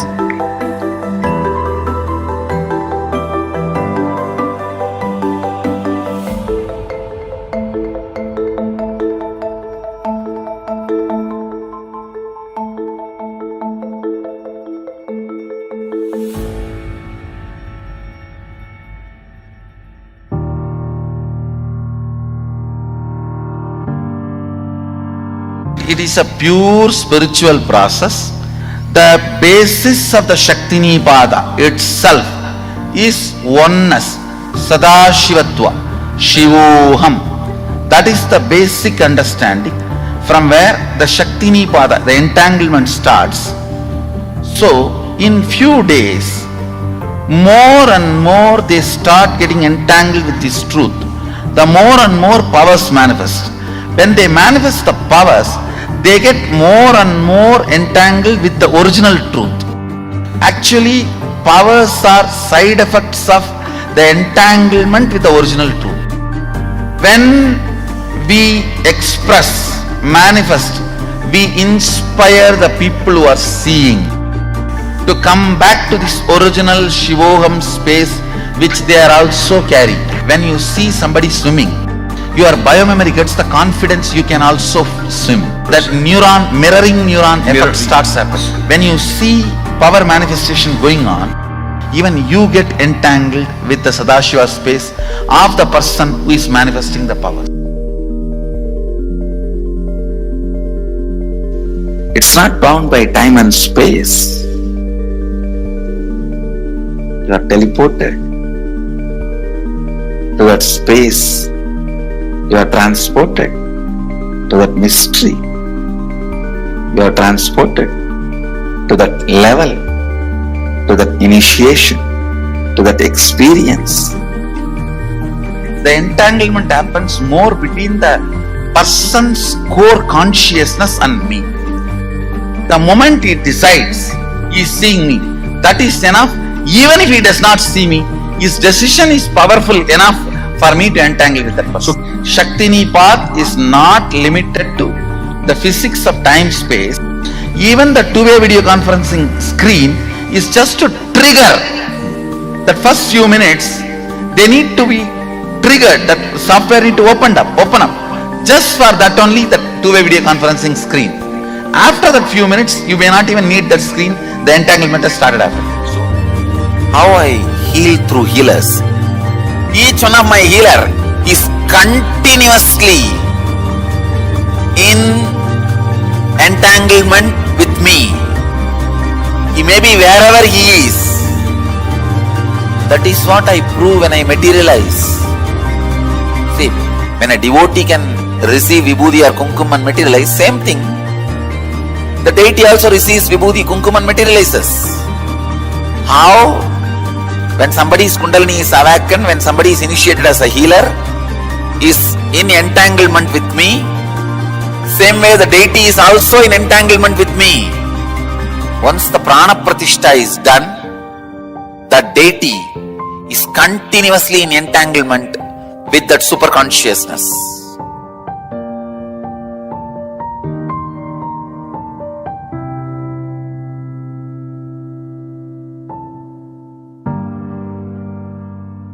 I can give you a simple technique to have entanglement with me.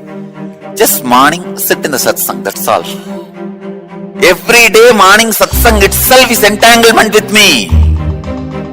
If you are in the entanglement level, just physical healing happens. If you are in the entrainment level, means muscle memory, doing what I am saying, the transformation happens. If you are in the enlightenment level, just melting, the very mystical doors of life opens and the enlightenment, conscious explosion happens. And my every satsang is programmed, I can say, entanglement enabled. The constant entanglement happens. That is why many times the ideas which you never heard directly from my mouth or from the discourse, you will be telling to others. You would have heard only 5 ideas, but when you expand it to others, explain it to others, when others question you, you will have 25 ideas coming out of you. You may be thinking, where did I get this entanglement? This levitation, kundalini awakening, everything happens just through this great truth of entanglement. Nothing else. Blessings to all of you. This quantum entanglement will make quantum enlightenment manifest in all of you.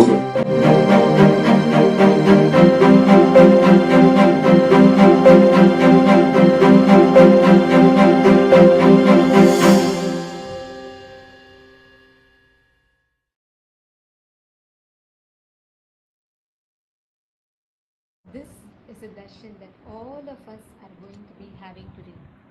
Today, during the Bhava Samadhi darshan, where we are going to be experiencing Devi Parashakthi, Paramashiva Shakti herself manifesting. All the participants, every one of you that are sitting here. Now, let us all get ready to receive the darshan of Devi Parashakti. Please sit straight with your head, neck, and spine in a straight line. Today, we will be all receiving the alive darshan, and we will all be receiving the darshan of Devi Paramashiva Shakti, Parashakti. Let us all get ready. Please sit straight with your head, neck, and spine in a straight line. Chant the Mahavakya